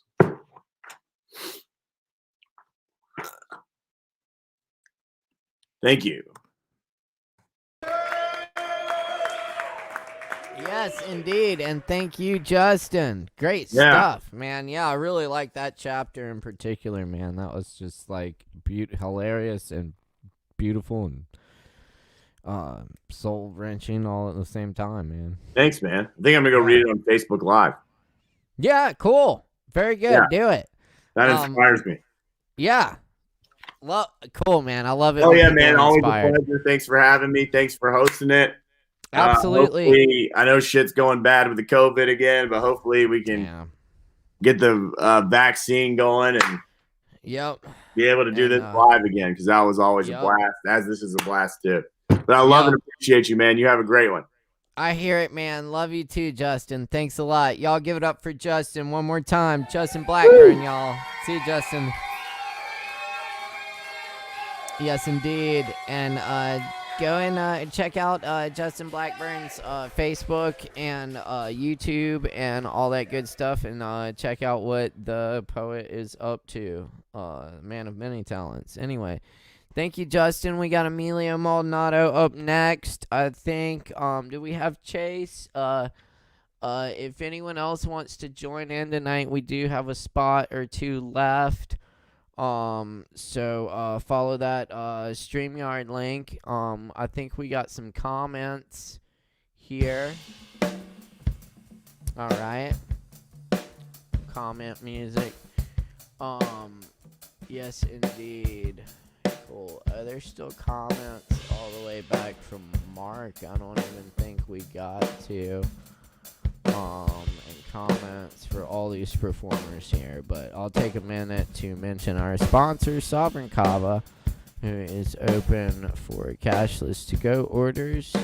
Masks are required. We got Kava and all sorts of weird and wonderful drinks. If you perform tonight, you have a free double shot of Kava waiting on you at the Kava bar. Be sure and go by and pick that up. And thanks for supporting this open mic. As always, we appreciate your support. We appreciate your likes, comments, and shares as well. And we appreciate your viewership.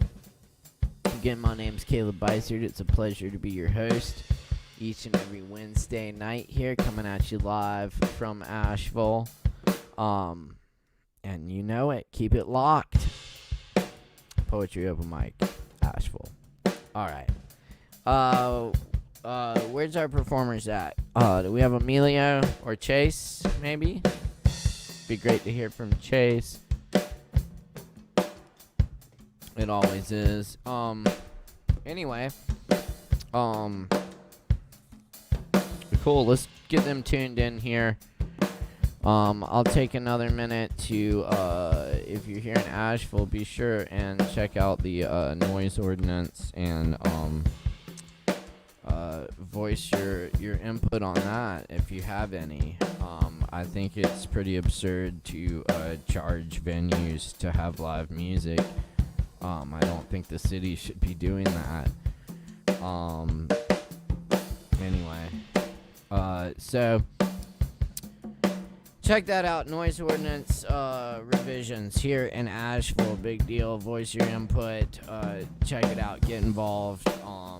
We gotta fight this thing and keep them from putting forth these revisions to ordinance that they clearly attack the music industry in a time when the music and all entertainment needs our support more than ever. So check it out. Get behind that and let's get this thing thrown out, or at least rewritten altogether.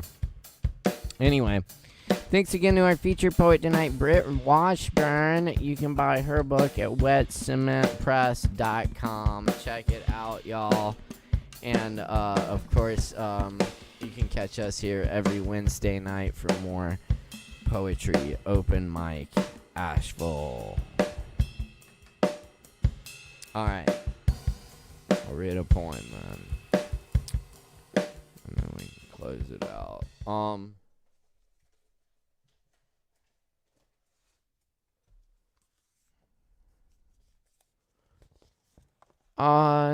Let's see. I'm gonna do this Ross Gay poem. This is called For a Young Emergency Room Doctor.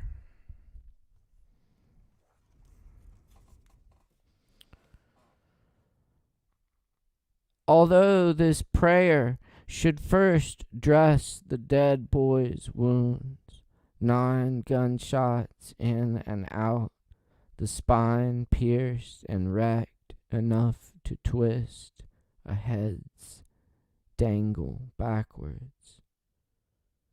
And before the body, the night through which the bullets chewed, and the latex sheathing the hands of the cops who dragged and dropped the boy on the gurney.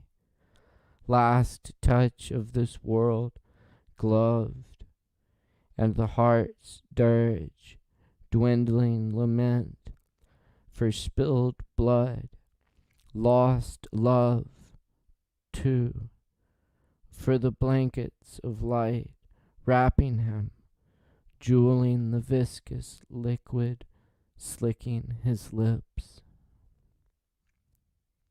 It's for the living, for those who close the boy's eyes again and again, for whom salve is the wound's mend, the ease to bleed, who tell the story while eating, who too die at the dying's rising pile.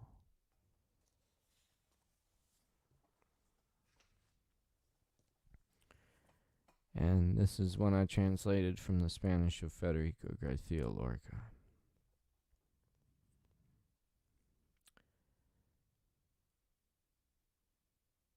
I've closed my balcony doors because I do not want to hear the weeping. But behind these gray walls, you do not hear anything other than weeping. There are so few angels who sing. There are so few dogs who bark. 1,000 violins fit in the palm of my hand. But the weeping is an immense angel. The weeping is an immense dog. The weeping is an immense violin. The tears muzzle the wind, and you do not hear anything other than weeping. Thanks for tuning in, y'all. Appreciate y'all being here tonight.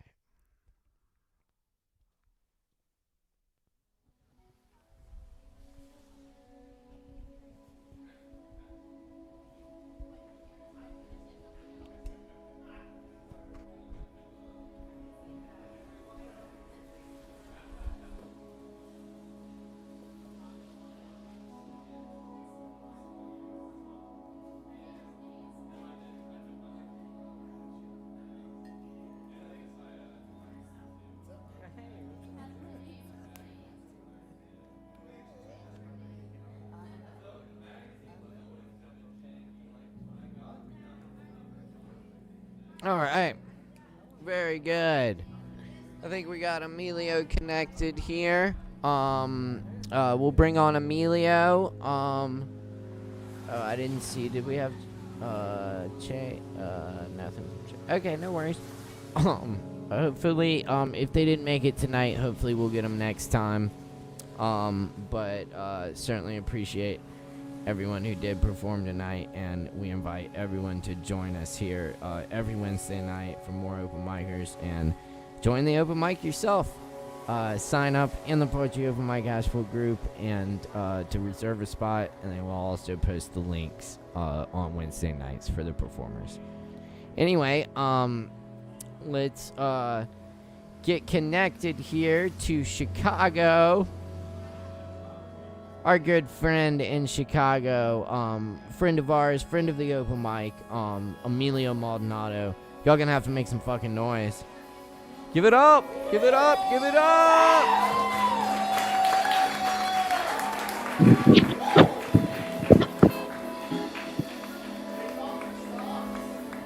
What up, brother? Hey, what's up, Emilio? How you doing, man? Good. How you doing tonight? I'm okay. I'm all right. Yeah.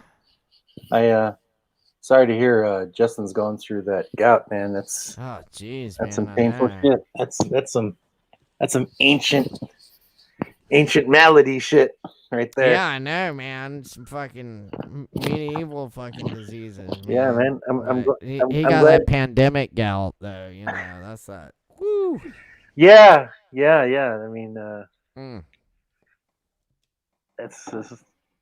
I'm glad he's not in charge of any iron ladies or racks, man. Let's just, otherwise it's like, oh, god damn it, this shit hurt. What'd you say?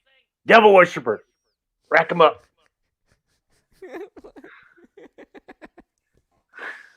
I mean, not to make light of his pain.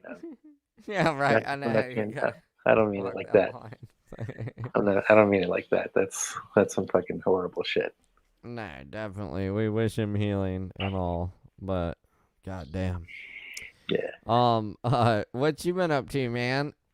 You know, I think the two, well, the biggest thing that I was thinking about is had the opportunity to reconnect with two, like, really in my heart friends. You know, one of them is a person who I do stay in contact with, but just haven't had a long conversation with in a while. So that was cool, you know. Mm-hmm. And then the other person, like, we had like a big long hour and a half just shoot the shit, you know. I mean, it was like hanging out but not hanging out, you know. And it just felt so fucking good, man. I know, man. And then the other person was someone I hadn't really talked to in a real long while, you know. I've known both of them longer since they've left Chicago than when I knew them when they were in Chicago. Yeah, sure. But well, you met one of them, Susie, actually. She came to your actual, yeah. Oh yeah, I love Susie. Yeah. She's living in Susie. I said hi. I absolutely will. Yeah, we had some good times here in Asheville doing the poetry cabaret. That's right. Hiking the waterfalls and stuff. Yeah, man. Yeah, that was some good hikes. That blueberry trail. Oh yeah, man.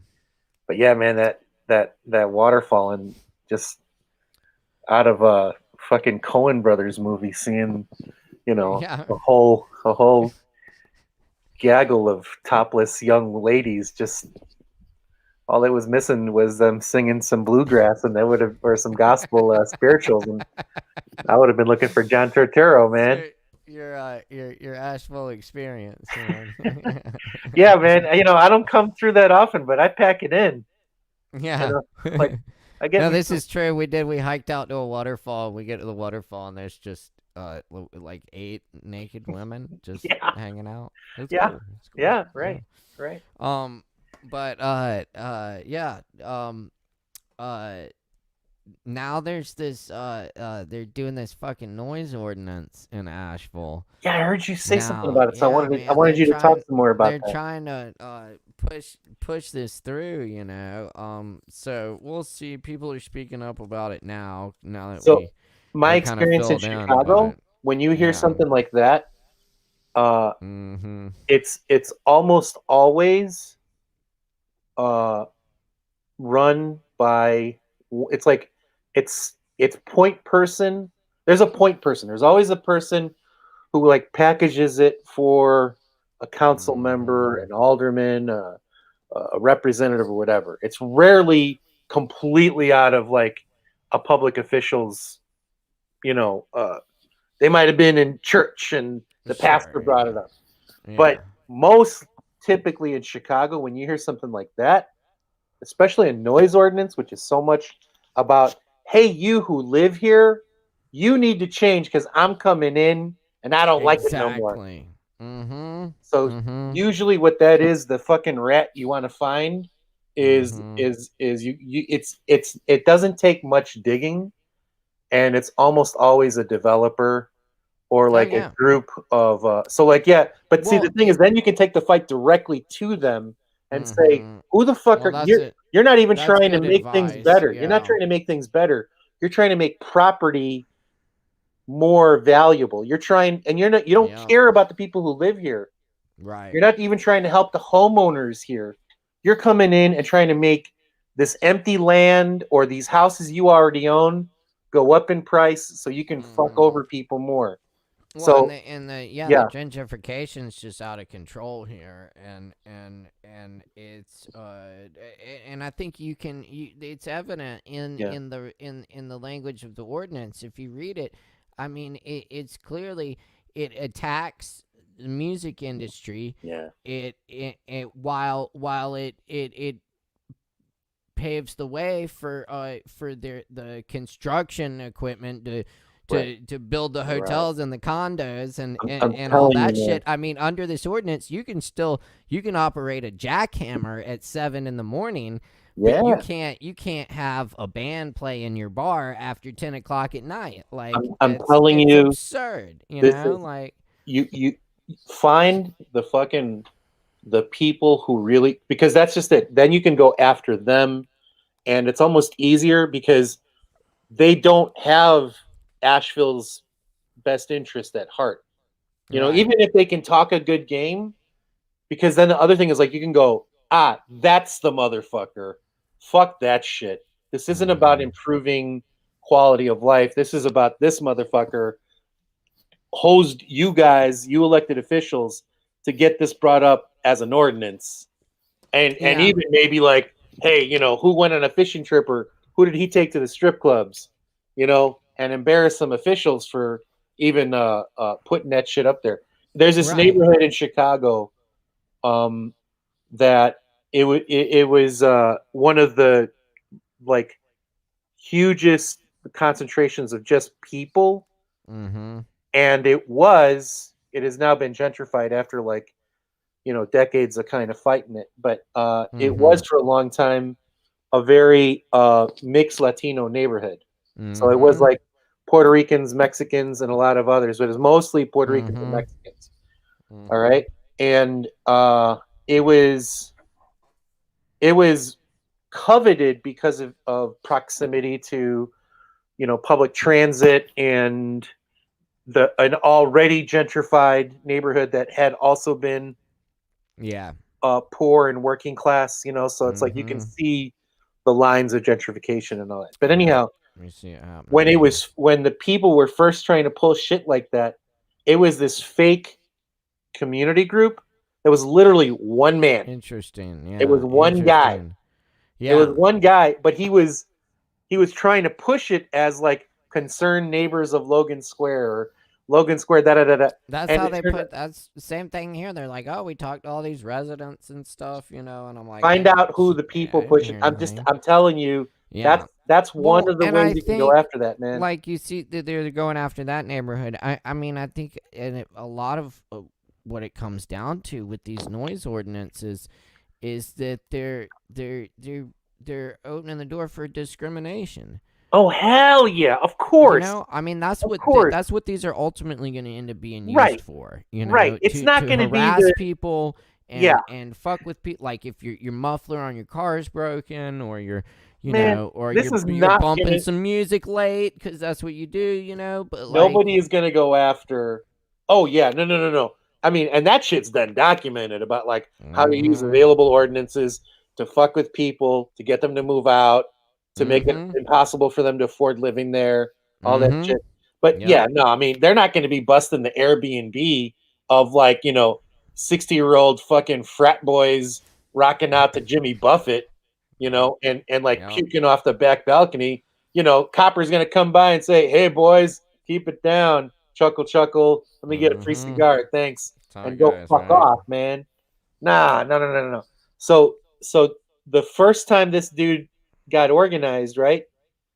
Somebody, finally like exposed them, and it's like you're one dude, and you almost got away with not only like getting, a bunch of city attention in this neighborhood, but he almost literally closed down a business, like had the city like do eminent domain on this fucking business and do all this shit that had only benefiting his properties surrounding this park, and it was like, fuck off, man. Yeah. Like there's other ways, and it was like, he got exposed and everything ground to a halt, and people were like, embarrassed because like they didn't do their due diligence, and it wasn't like a group of concerned citizens. It was one fucking developer and blah blah blah. And that's a old school way that developers try to pull shit on communities and neighborhoods. So go and look into that. It might just be some pastor. And it might actually be concerned citizens. It might actually be, but it'll be like 10 people, and like 6 of them came from Norfolk. Yeah. You know. Well, like, if you ask the majority of people here, they'd be like, "No, we love and cherish our local music scene. Asheville's known for its entertainment." Yeah, it's not like. But I moved here. I want to sleep at night. Well, why did you move here? What it is. Why did you move across the street, That's bro? what I always ask every time. It's like downtown, like in actually in Asheville, you're fortunate. You within 15 minutes of here, there's plenty of quiet mountainsides you could live on, and if you got the money to live downtown, you can probably afford a place out there. Yeah, you can get a spread up there, motherfucker. Like, fucking A, like you want to be near the restaurants or something. I don't know, like they just want to roll out and look. They want to. People just want to have a problem with things, is what it is. No. I don't think it's. I don't think it's that. Music doesn't mean it's an issue. I don't think it's that. You. I don't think it's that. I think it's different. I think it's what it is like. I want to dictate how things go. It's not that they want to have a problem with shit. It's like think of a couple years ago, 3 years ago. No, it's like you shouldn't be. Like all them fucking white ladies, complaining about like. The barbecue, the lemonade stand, the shit. It's like, well, you shouldn't be here. How is this fucking your day up? But it's like, you have this idea that you run things. So when you show up in my neighborhood, you still expect to run things. Your parents were running shit. Your granddaddies was running shit. You come here and like, you left your fucking lame ass suburb or your subdivision or whatever. And you come in here and you got this fucking beautiful brick and fucking stone and wood shit. And, but now it's like you have all these people that just do things on their own time and in their own way. And they're not listening to you. And, it just makes them so fucking mad. And they're like, well, it would just be so much better. Like, I love it here, but it should be right. It should be where I say it should be. And when I say it should be, and besides, I'm getting older, so I don't care if that shit stops by 10 o'clock. That's good, right? Exactly. Exactly. Yeah. Because I mean, come on, screw everyone else. Unless you have like an upstairs neighbor or someone next door, like really thumping, or like if you live, like over here for years, like if you live near Wrigley Field, you had to pretty much deal with like at the end of like night games, even day games. Right. You'd have to deal with like people puking on your lawn, pissing in your backyard, or fucking. Well, that's all. The baseball games are accepted under the ordinance. Yeah, they're like, I'm saying, like, be as loud as you fucking want. You can come over here and puke on my lawn. It's cool. America, apple pie, man, apple pie. Yeah. Look at these apple pie chunks. Oh man, this makes me feel so USA. Anyway, man. Right. I'm just saying, well, you have a lot of resources. Yeah.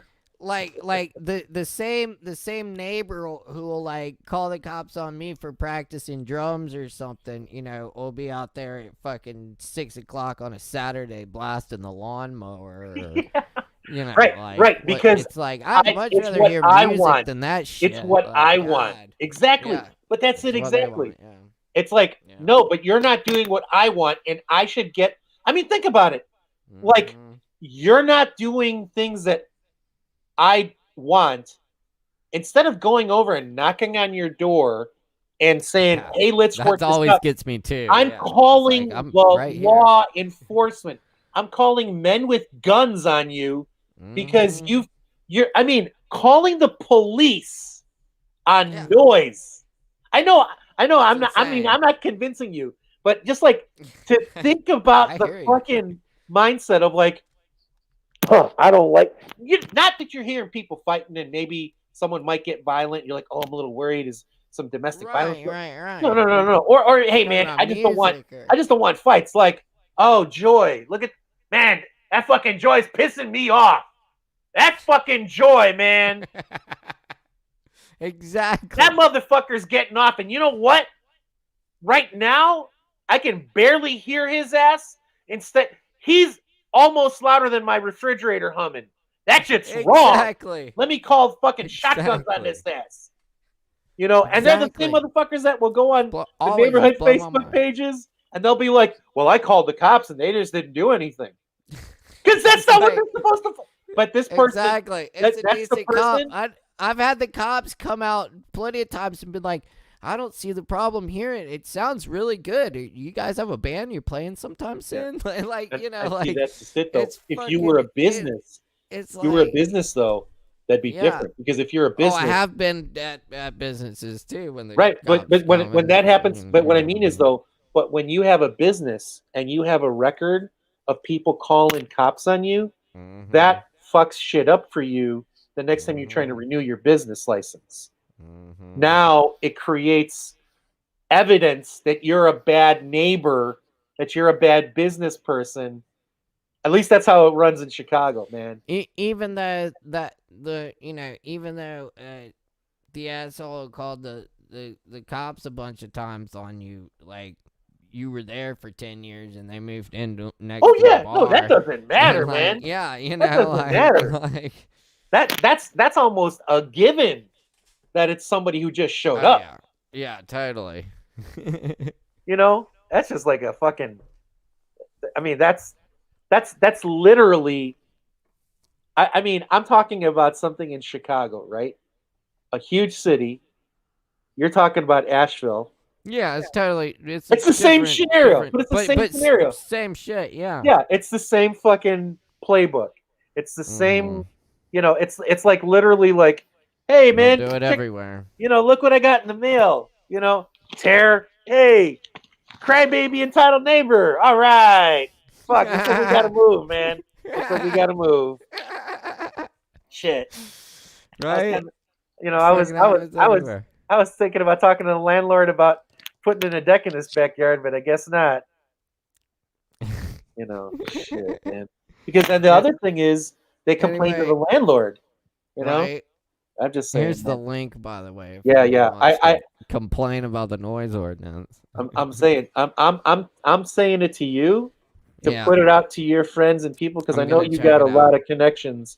There's other people like they can find that shit right away, and then you can have like, 10 people just sitting outside that motherfucker's door or office and going, "Hey, Clyde, is this loud enough for you?"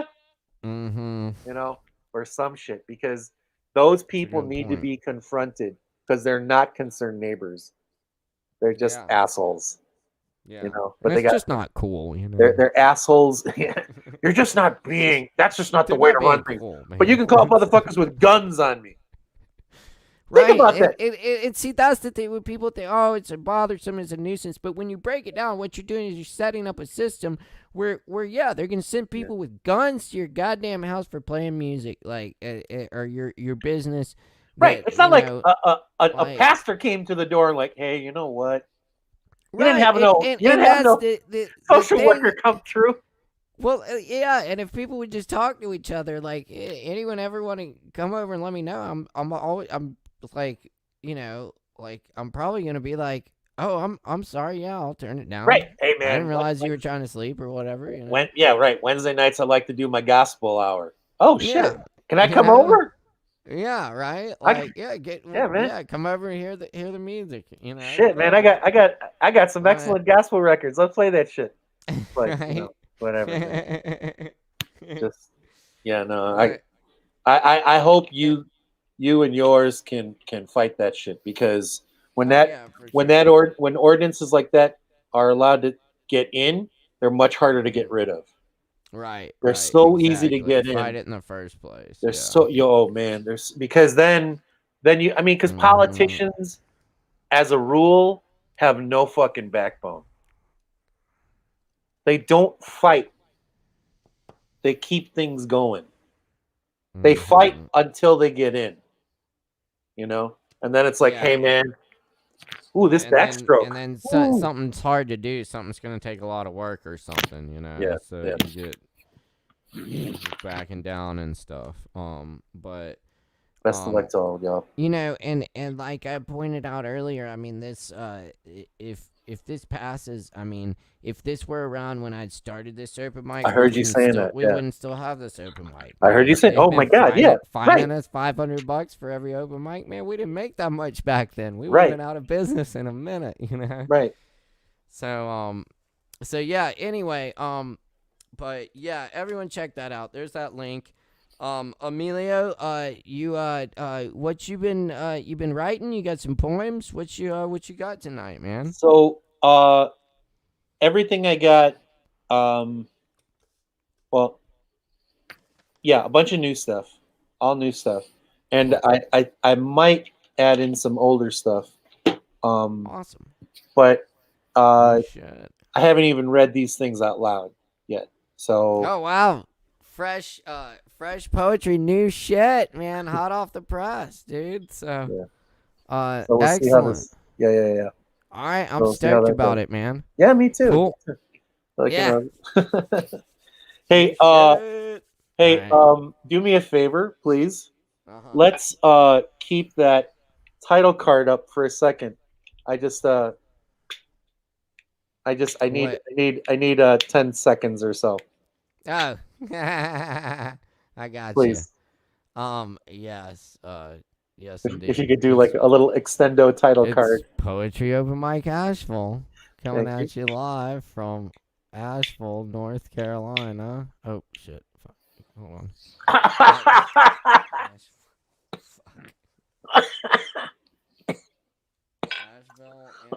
Asheville. And our next poet is getting ready in the batter's box. Oh man, we have Emilia Maldonado. Remind me not to plan any bank robberies with you, bro. And the right. Yeah, please. All right. All right. All you got to do is wait until the bell rings 3 times. And then it's like, okay, so don't do anything when the bell rings 3 times. Like, no, bro, that's not what I said. All right, I'm ready to go. Let's go. I'm ready to go. You good now?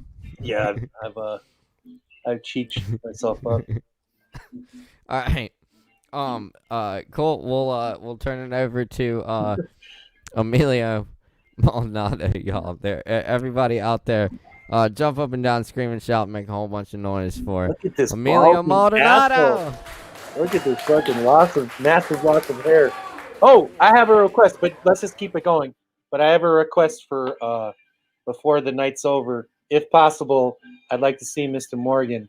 I haven't seen his face in a while, and I know sometimes he can like bloop, get a little image of Morgan. So it'd be nice to see your damn face.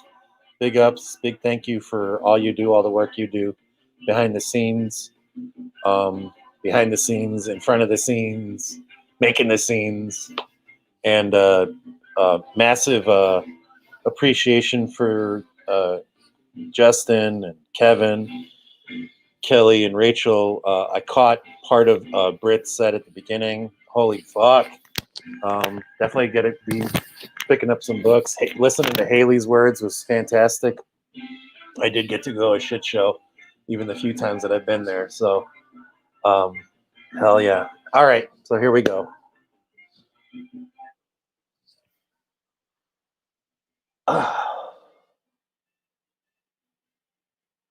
Whatever come what may.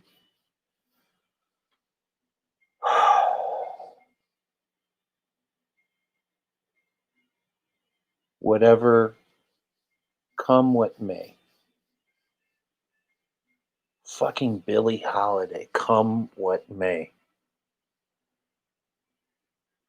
Can't think of anybody's voice that said it as simply and as poignantly and as fuck you.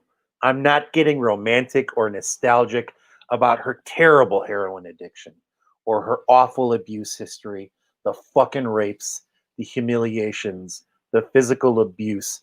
This isn't, she could say, come fuck you.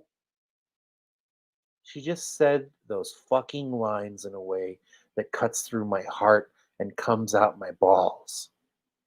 She lances the boil that I've been on life with those words.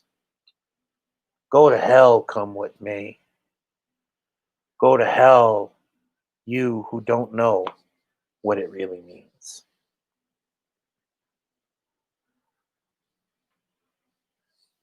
This is a little interlude.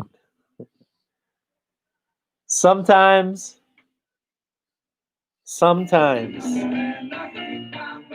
I'm too invested in being right to be able to have a conversation.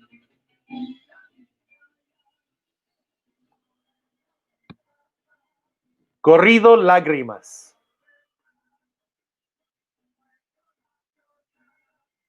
Ahora ya sé por qué estoy chillando.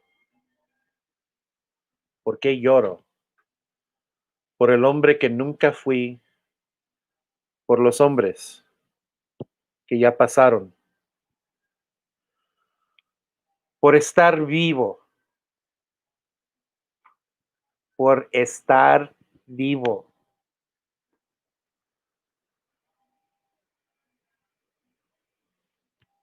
No me hice ese hombre, no me morí como ese hombre.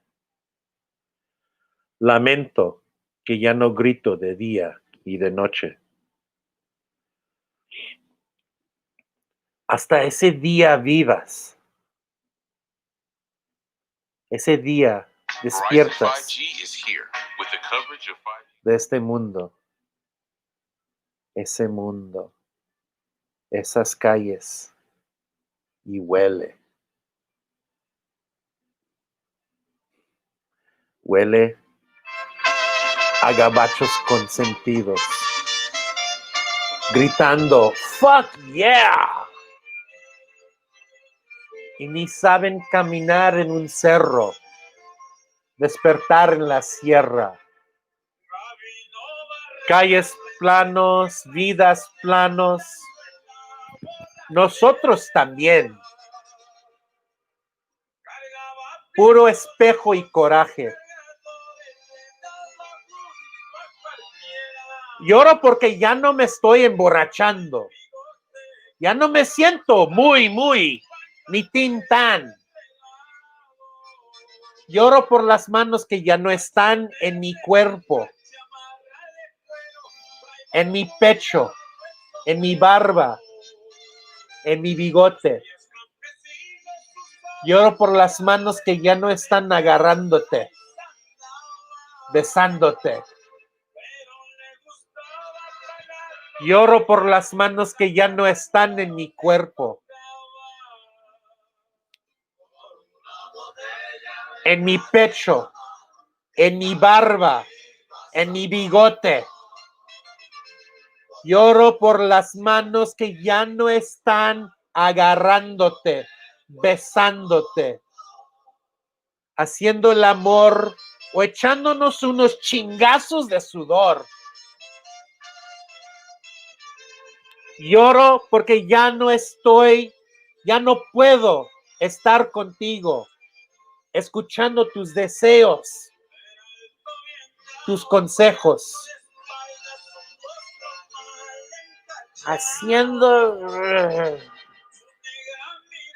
haciéndome payaso. Puras habladas de este güey. Puras habladas esta vida de este güey. Lloro porque me hacen falta los tambores. Me hacen falta las guitarras, las canciones, las mujeres, los hombres, la tristeza, la alegría. Lloro por mi tío Pepe, mi tío Tato, mi tío Raimundo, mi abuelita Enriqueta, mi tío Chavita. Pero también por el fulano de tal que está muriendo de pinche frío en lugar de la pinche risa. Le nombran pesadillas. Me encanta un chingo. Me hace falta gritar en coro. Me canso de llorar. Me canso de llorar este día, este minuto. Ni yo sé si estoy sufriendo. Estoy aburrido. Me echo de corridas y le digo, plácatelas. A mí, propios deseos, sueños, Si me corro hecha bolas de lo que a mí me falta, entonces, que busco a otro corrido.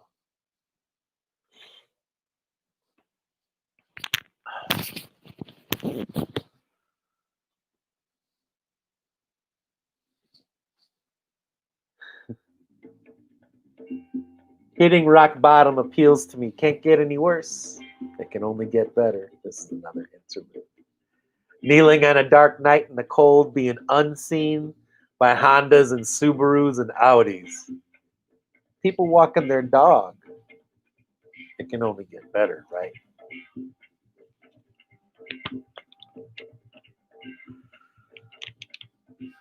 All right, this is an old one. This is called Sketchy Part 2. Schism, prison, no reason. Locked in hell, little cousin went to jail. The key to the life of a no future beyond the disability check motel. Party it up. Why worry about the fuck got my dick sucked? Think about AIDS when I get it. No homo. No. Making ends meet by any means necessary. Don't think Brother Malcolm ever meant it so scary. Living bridge troll, high five, no hood, escapes alive. Ashes to ashes, another life got dust. Looking at the snow don't make me smile none. Quadriplegic, cause he caught a 9. No more fun in the shy. Seeing a winter wonderland, we don't got no tickets. Make the 4 a.m. commute much harder. When's the power going out so I can get a flat screen from Walmart? Another obstacle to quit in front of. Don't judge. You do you while I do me. Unless a movie producer shows a white lady saving me from a life of crime, from a life away from my tribe. You speak the codes. You got the coin.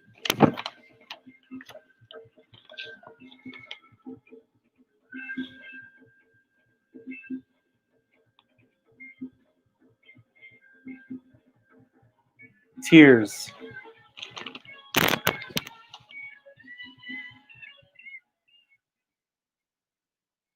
This rain wishes to baptize me, but I hide in the shadow. My familiar place. Got a glimpse of once upon a happiness. Fucking temporary mirror. Fucking magic mirror. Was it a tease? Some torture of the Canaan for others, but not for me? Of course not. Climbing mountains just to see more mountains is beautiful and tiring. Daunting is for more adventurous types.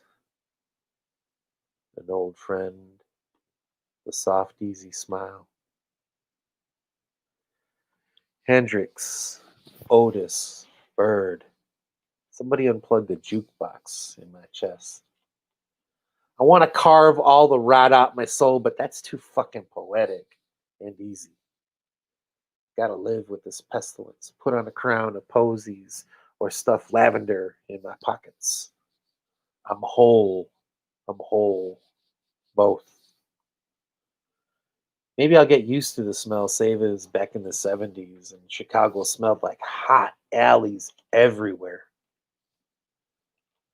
Watch the mirror, and broke my own heart for a change. What I was one day, nostalgia for 3 weeks ago is new. Often the nostalgia is from this person that every bartender knew on Milwaukee Avenue that had all the 4 a.m. joints east of California, north of Lake Street. Me miré como debo de ser, hacer, y quise llorar. Hasta quisiera llorar.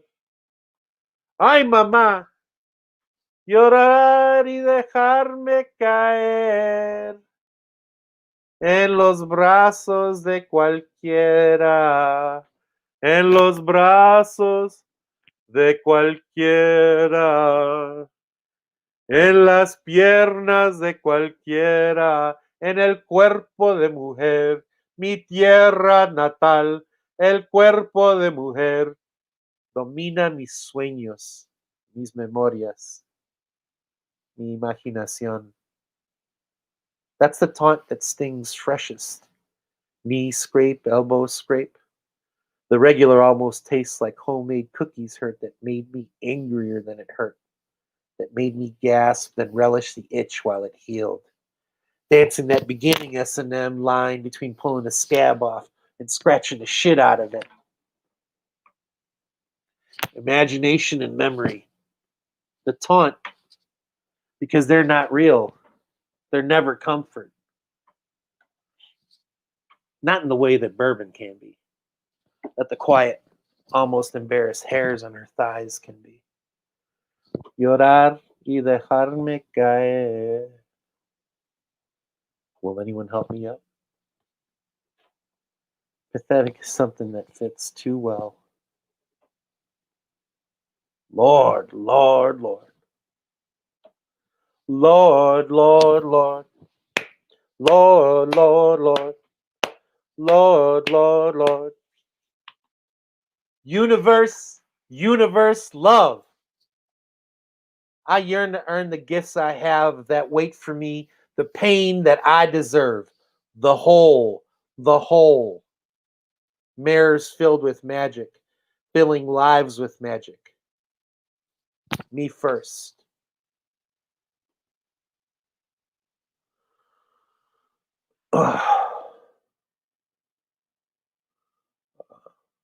I got one more.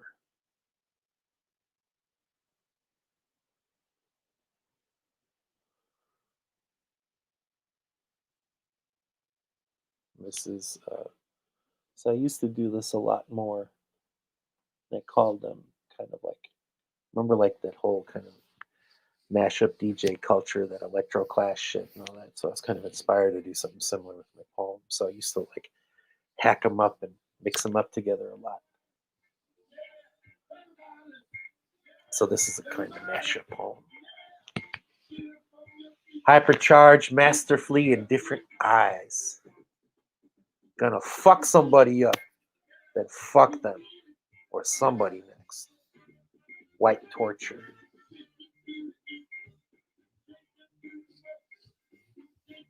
Women's power.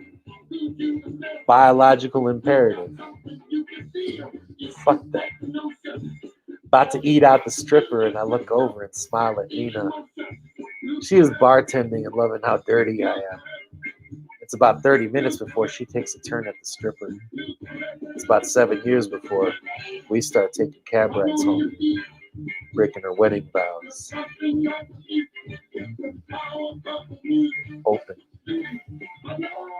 We left the bar separately. I stopped listening to my friends years ago. It's 4 o'clock in the morning, and you answer my call. We're competing with the upstairs neighbors to disrupt the early morning silence. Ordinance! You yell quietly to stop. I ask innocently if you're okay.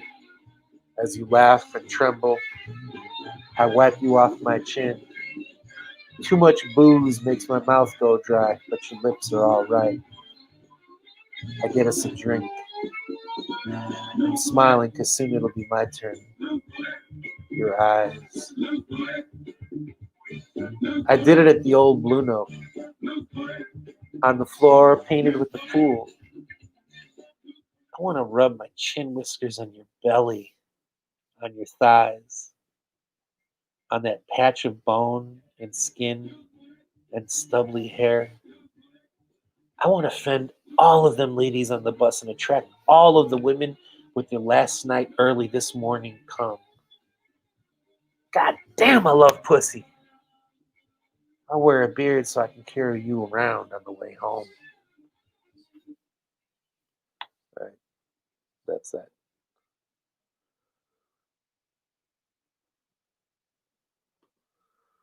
There I go, there I go, there I go.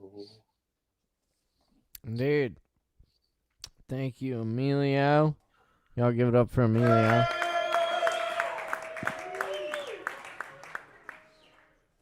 Hell yeah, man. Well, it's good to see you, man. I'm glad you can make it by tonight. Appreciate you being here. Appreciate the poetry. Appreciate you guys. Absolutely, man. And I hope you can make it next week. We got Courtney Marie as our featured poet. Yeah, I met her. You know Courtney, yeah. And so yeah, we'll be here next week. We're taking the week after that off, but then we'll be back every Wednesday after that. Cool. And it's always where's good to be where's your brother at? He ain't got no video. Oh, yeah. Can't see his face. All right. Where's Morgan? Let's see if we can beam in Morgan live from Charlotte, North Carolina. Y'all make some noise That's wild for our technical director, Morgan Beissert. Where you at, Morgan? Hey, what up, man? Hey, good to see you. How you been? I'm good, man. I'm good. Thanks. Yeah, good to see you. Man. The last time I saw you, it was a recorded you. So this is like, hey, I was like tuning in after you had done some poetry. Like, I was just like missing it. Yeah. Gosh, it's been too long. That was really cool, Morgan. Oh yeah, it was. Thanks. It was. I just was like, it's very rare that I get out and share something. It's very rare that I write something, but it's nice to get to share something when I like something. I think I've written like 2 things ever that I actually like. Oh, yeah. That's, and it was great seeing that. But yeah, I mean, what a nice place to be able to do it. This like super, just this is home. And that's a beautiful thing, man. You guys created another home. Thanks, man. I mean, that's true though. Yeah. Thanks. We had to. Like, I'm not the only one that like appreciates this. So that's just it. It's not like, and you know what I mean. That's how it's like he's not just buttering us up. It's like, no, man. I say it louder than some, but I'm not the only one saying it. Thanks, man. Oh, Yeah. Thank you. Wait, hold on. Let me see if I got this right. Oh wait! Oh damn it! I fucked it up. Here we go. There you go. You nailed it. Hey. Sorry, yeah, that's like the slap your head, rub your tummy thing. God, still, man. I've not got the hang of that yet. All right, guys. But I did want to say, I think maybe the first time you ever did the cabaret with us. Oh, yeah. I don't know if it was the first time or the second time, but there was that really fairly intoxicated woman that came on stage as soon as Justin Blackburn started reading. And she like told him to shut up or something. She was actually very polite. She was just too intoxicated to realize that there was a poetry reading going on. And she got up and I think asked him to be a little quieter or something, or maybe I think maybe even said, I can't quite hear you. Could you speak up or something? And I was stage managing. I just walked on stage very quickly and politely and just said, ma'am, there's a performance going on. I need you to step off the stage, please. And she turns around, looks at me, shoves me back and screams, "Fuck you!" And I like kind of take a few steps back, more surprised than anything. And as soon as I kind of get my footing and look around, the first thing I see is Emilio coming up behind me, and he looks at me and says, "Do I need to bounce her?" To which my response instantly was, "No." Absolutely not. The bar staff will handle this situation. Thank you for having my back, but we'll go a different route here for today's hilarious. That's great. Man.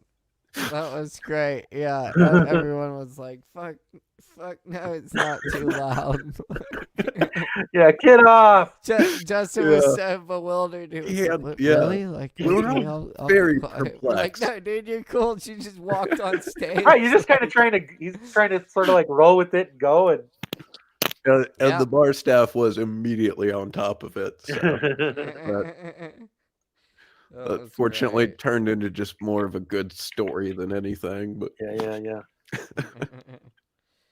I had to make an announcement the next night, like, please don't walk onto the stage during the performance. You will be on our video. Oh, is there video of that somewhere? We gotta dig that up. There, yeah. We gotta dig Hey, it up. hey, there's an idea. There's an idea. a lot of video. The night. Yeah, I still gotta watch. You know that flame out. You know that was the destruction of Krypton. Talk about that anymore. That was the destruction of Krypton. That was, man. Jor-El was trying to be like, yo, don't.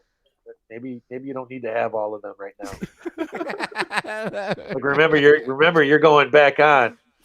You know, and Zod was just like, I don't fucking care, man. I don't fucking care. And just, you know. Oh my God! Yeah, I don't know what you did up there, Emilia. But they love you. You were Kal-El. You got away. You got out of there in time, and went on. I gave up at a certain point. Yeah. Yeah, it was just. But Max kept going, man. Yeah. Fucking Max was back there just vamping the whole time. Bless him, man. Because like every now and then it'd be like, oh, maybe he found his way. Maybe he found his way back. And we all believed in you. We were all holding out hope the whole time. Well, clearly I believed in me. rather tragically. But here's an idea. Good times. The night you guys aren't doing it, play those videos. Could you? Oh yeah, that's a good point. Oh yeah, maybe I'll cook something. Play some videos of like those, but also some of the other performances. I don't know if we can play that. It's on live YouTube. That's arguable. We'll have to. I don't believe they contain. We'll have to consult our legal team. I think if you open that little black door, he's somewhere hidden inside of there. Caleb. This is a great ad for the Poetry Cabaret. Yeah. Which you can find at poetrycabaret.com. Check it out. There's going to be a virtual Poetry Cabaret this year, correct? Or this coming year? Yes, we're working on and potentially doing like a series of virtual cabarets. So we're starting off. We got one at the Asheville Fringe Festival on the 22nd. I could wear a pineapple and. We'll definitely have to get Emilia on one of the cabarets for sure. Cabaret. Yeah, you know it. We have a good time with the cabarets, to say the least. But shit. Morgan, it's great to see you. Great to see you, Emilia. Yeah, good to hear your voice. Good to talk to you. We communicate a lot in the typey background web, so it's nice to hear your voice, man. Right. Yeah. Yes. And a few comments. Is that your mom who just said something? That was your mom, right? Tell her I said hi. Tell her I said hello. Very good. Oh. People. Feels weird being on screen. Yeah. For me. All right. Well, I know Caleb's got to do his weekly throwdown. So. Oh yeah. We still got the closer coming up. Yeah, man. All right. Great to see you, Emilia. Yeah. Peace, brother. Yeah. Take care. Yeah. Have a great holiday in case I don't see you. Thank you. You as well. Okay. Yeah. Absolutely. Yeah. You too, man. Yeah. Thank you. Thanks a lot, y'all. Appreciate it. Everyone give it up for Emilio and Morgan, our technical Big hugs to everybody out there in Asheville and all around there. Big hugs to Chicago. Yeah. All right. I got you. Take care, man. Peace and love. Peace. Yes, indeed. Give it up one more time for our friends Emilia Maldonado, Morgan Beissert. Thank you so much for joining us, y'all. And you're tuned in to Poetry Open Mic Asheville, coming at you live from Asheville, North Carolina. My name is Caleb Beissert. It's always a pleasure to be your host. Thanks again to our featured poet tonight, Brit Washburn. You can buy her book right there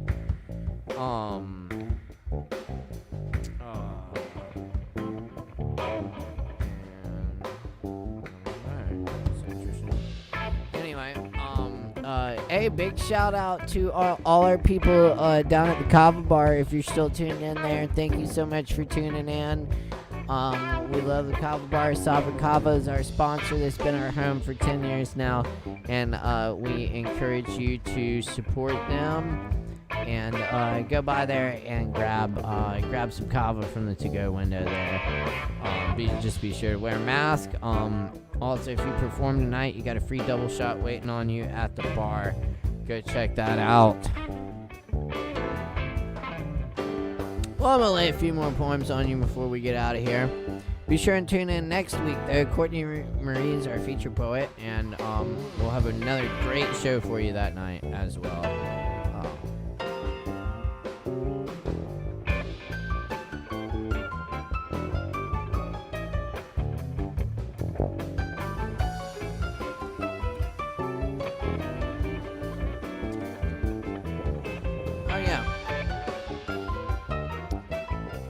I want to try doing the ball poem again. I just love the rhythm, the bouncing ball rhythm of this poem.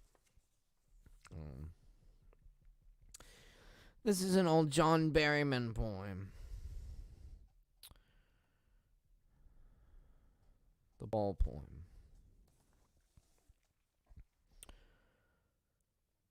What is the boy now who has lost his ball? What is he to do? I saw it go merrily bouncing down the street and then merrily over. There it is in the water. No use to say, oh, there are other balls. An ultimate shaking grief fixes the boy as he stands rigid, trembling, staring down all his young days into the harbor where his ball went. I would not intrude on him. A dime, another ball, is worthless. Now, he senses first responsibility in a world of possessions. People will take balls. Balls will be lost always, little boy. And no one buys a ball back. Money is external. He is learning. Well behind his desperate eyes, the epistemology of loss, how to stand up, knowing what every man must one day know, and most know many days. How to stand up, and gradually light returns to the street. A whistle blows. The ball is out of sight. Soon part of me will explore the deep and dark floor of the harbor. I am everywhere. I suffer and move. My mind and my heart move with all that move me under the water or whistling. I am not a little boy.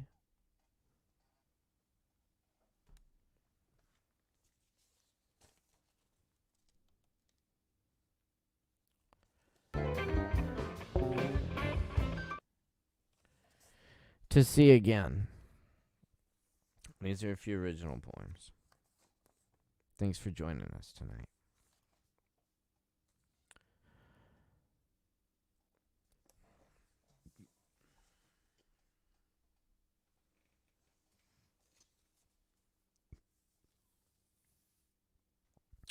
These walls are made of poetry, and once you can read them, you'll see through the spaces between the words. Even full pages are mostly empty space. As the crystal vase is defined by its emptiness, which allows it to hold water and flowers, twisted sticks, or the unfilled air. Can a vase hold thoughts? Can it hold an idea like humility or grace? Can it hold emotion like surprise or love? Is a human body the same? Made mostly of water. Even in the empty space of lungs, of stomach, of open mouth that forms words, vibrating from that space, made full by it. As a drum or saxophone makes sound by way of absence. We are what we are not. We are the nothing that is everything.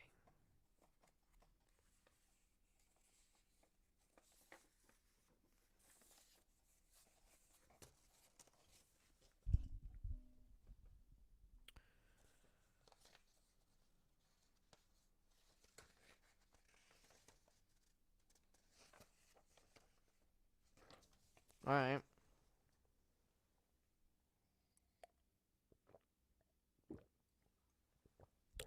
This poem's called The ASHEViLLE Night.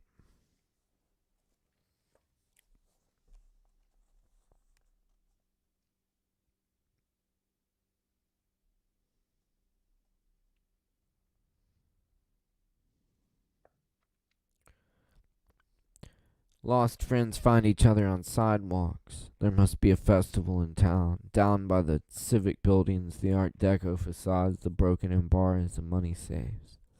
How did flamingos get here? In the mountains, where sometimes you see a seagull too. Where bears eat the garbage, squirrels bury acorns under the ferns, their silhouettes crushed up like sand, no fortunes, no baseball cards within. Outside of town, there are old farmers growing watermelons by creeks, bars on roadsides with Shiva and iron rail, cool evenings deep into June, and this year the cherry trees bloomed early and the rain didn't come. Their wise blue fractions of light scamper across picketed yards and wavy line roads. Famous people stay in hotels that seem to glow in waves up the lines over the hilltops carved in the city, lit with electricity, humming while old men sleep. Angels look over where everything has changed but history. The monuments that were built still loom as reminders of what nobody remembers. Chickens cluck at the days they used to. Turkeys eat bugs in the dirt, and black raspberries fill with sunlight and rain clouds drenched in morning dew that lingers until midday. Their round open bodies postulate forests now quickly until fire gasps up the hillsides. Raked lawns gathering snow in the harsh summer square. Antibodies eat electronics and grid systems. Mushrooms sprout out of the heads of ants. Colonies to form under the light of 1,000 moons. Seafarers jump ship in the coming gloom. Radio instruments fail in a magnetic storm. Art creeps up from back alleys. Museum trash cans and underground living rooms sprayed on holy walls. Carved into tables and doors. Coming out of speakers set up in forests where the sound is swinging like incense around campfires, rising up the hills, making ash snow to tunneling headphones and furnaces by the shores of the lakes, underneath the streets and forgotten parts of cities, forgotten by countrysides, forgotten by rainbows and crab nebula, forgotten in bars and public restrooms, like feathered fedoras on lost coat racks and bar stools, the cooks too high to cook, the judges too incarcerated to make laws, the laws too dead to hold anyone anymore, the time too ripe not to fly, not to miss another show. Everybody don't give a fuck. Give many fucks. Give fucks until the ground wells up with swollen dreams filled with art bubbles predicting frequencies of knotted giraffes. Legions of antlers, cross-eyed St. Owls, peregrine down painted sky, comets streaking our eyes. Whirlwinds building across the changing landscape, transformed to beauty everywhere we see. Broken in heartbeats, eye blinks, and swallows darting in the morning trees from branch to branch, and our lost colonies of memory, skull faculties renewing, breath inward, purple cloud cracking into pieces of stratosphere rains, breath outward, your hand held against everything somewhere connects, warmth flooding every nerve and vein. The singers tonight will kill it. The guitar player singing, the drummer singing, the DJ singing, the dancer singing, the poet singing, the night singing, screaming in the abyss, bliss, oblivion ripples in the fountain where everything is lost. All time, all feeling, all notion of self. All screaming lost in the magic night, the festival of decay of self. Growing in heart, echoing among the buildings, the beeping streets, all the homeless gone home for the night, all the strangers met someone else, and all the kids found their family. under the cool, ash-filled night, under the moon and stars, under everything, there is something else, something under everything. Nighttime.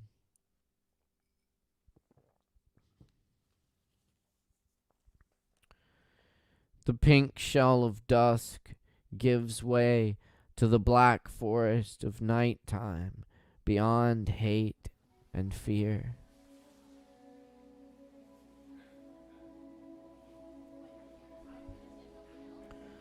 Somewhere on a frozen summit, the day hides out, throwing stones beyond hate and fear.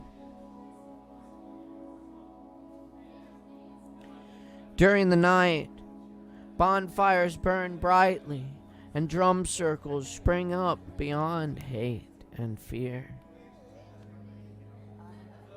Across the globe, people are drumming, dancing in a realm beyond hate and fear.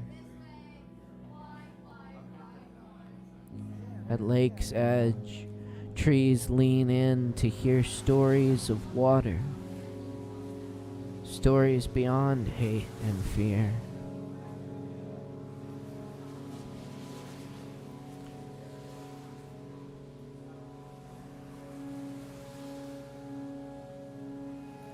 One day all the briars will turn to glass, and bombs will boil the sea beyond hate and fear. From the conk's mouth, death blows another day into existence beyond hate and fear.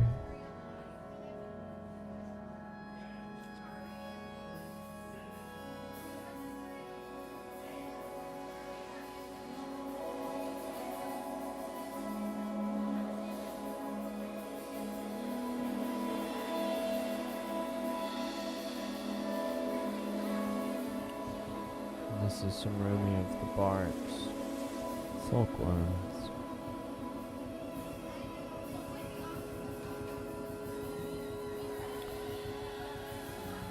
The hurt you embrace becomes joy.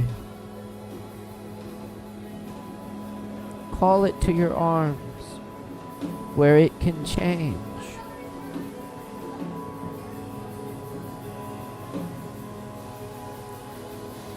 A silkworm eating leaves makes a cocoon. Each of us weaves a chamber of leaves and sticks. Silkworms begin to truly exist as they disappear inside that room.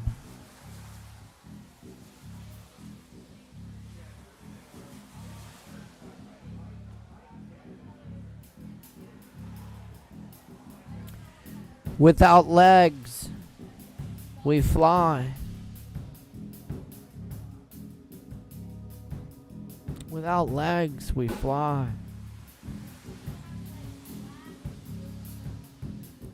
Silkworms begin to truly exist as they disappear inside that room. A silkworm eating leaves makes a cocoon. Each of us weaves a chamber of leaves and sticks. The hurt you embrace becomes joy. The hurt you embrace becomes joy. Call it to your arms where it can change. The hurt you embrace becomes joy. Call it to your arms where it can change.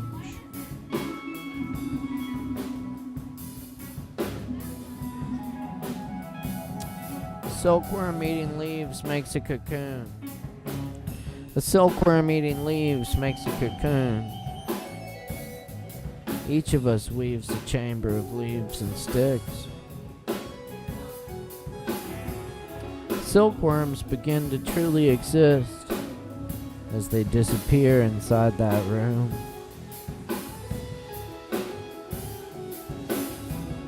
Without legs, we fly.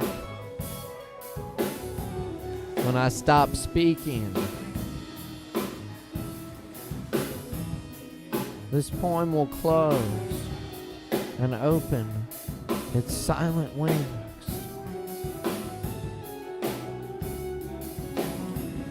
When I stop speaking, this poem will close and open its silent wings.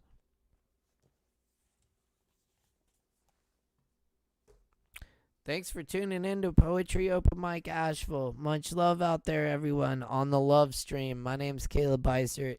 It is always a pleasure to be your host. Really, definitely appreciate all the comments. Thanks so much, y'all. Thanks, everyone, for the likes, comments, and shares. We really appreciate it. And we definitely appreciate you tuning in tonight for the Poetry Open Mic Asheville love stream. It's always a pleasure to do this for you. Thanks again to our featured poet, Brit Washburn. Y'all make sure to buy the book there.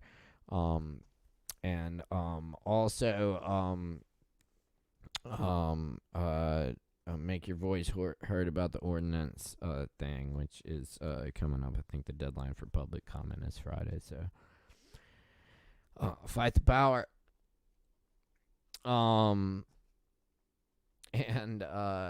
Yeah, definitely. Much love. All right. Y'all have a beautiful night. Tune in again next week when our featured poet is Courtney Marie, joining us from Texas, and we're really happy to have her. She's got a fantastic book out with Thought Crime Press, and it's gonna be a great show. Hope y'all can make it for that. Y'all take care out there. Be safe. Practice social distancing and all that, man. Stand up for what is right. We really appreciate y'all. Much love, and tune in again next week. This is Poetry Open Mic Asheville. I'm your host, Caleb Beissert. Our technical director is Morgan Beissert. Our theme music's by the Lactones, and our sponsor is Sovereign Kava. Thanks so much to our viewers, everyone out there. Have a great night.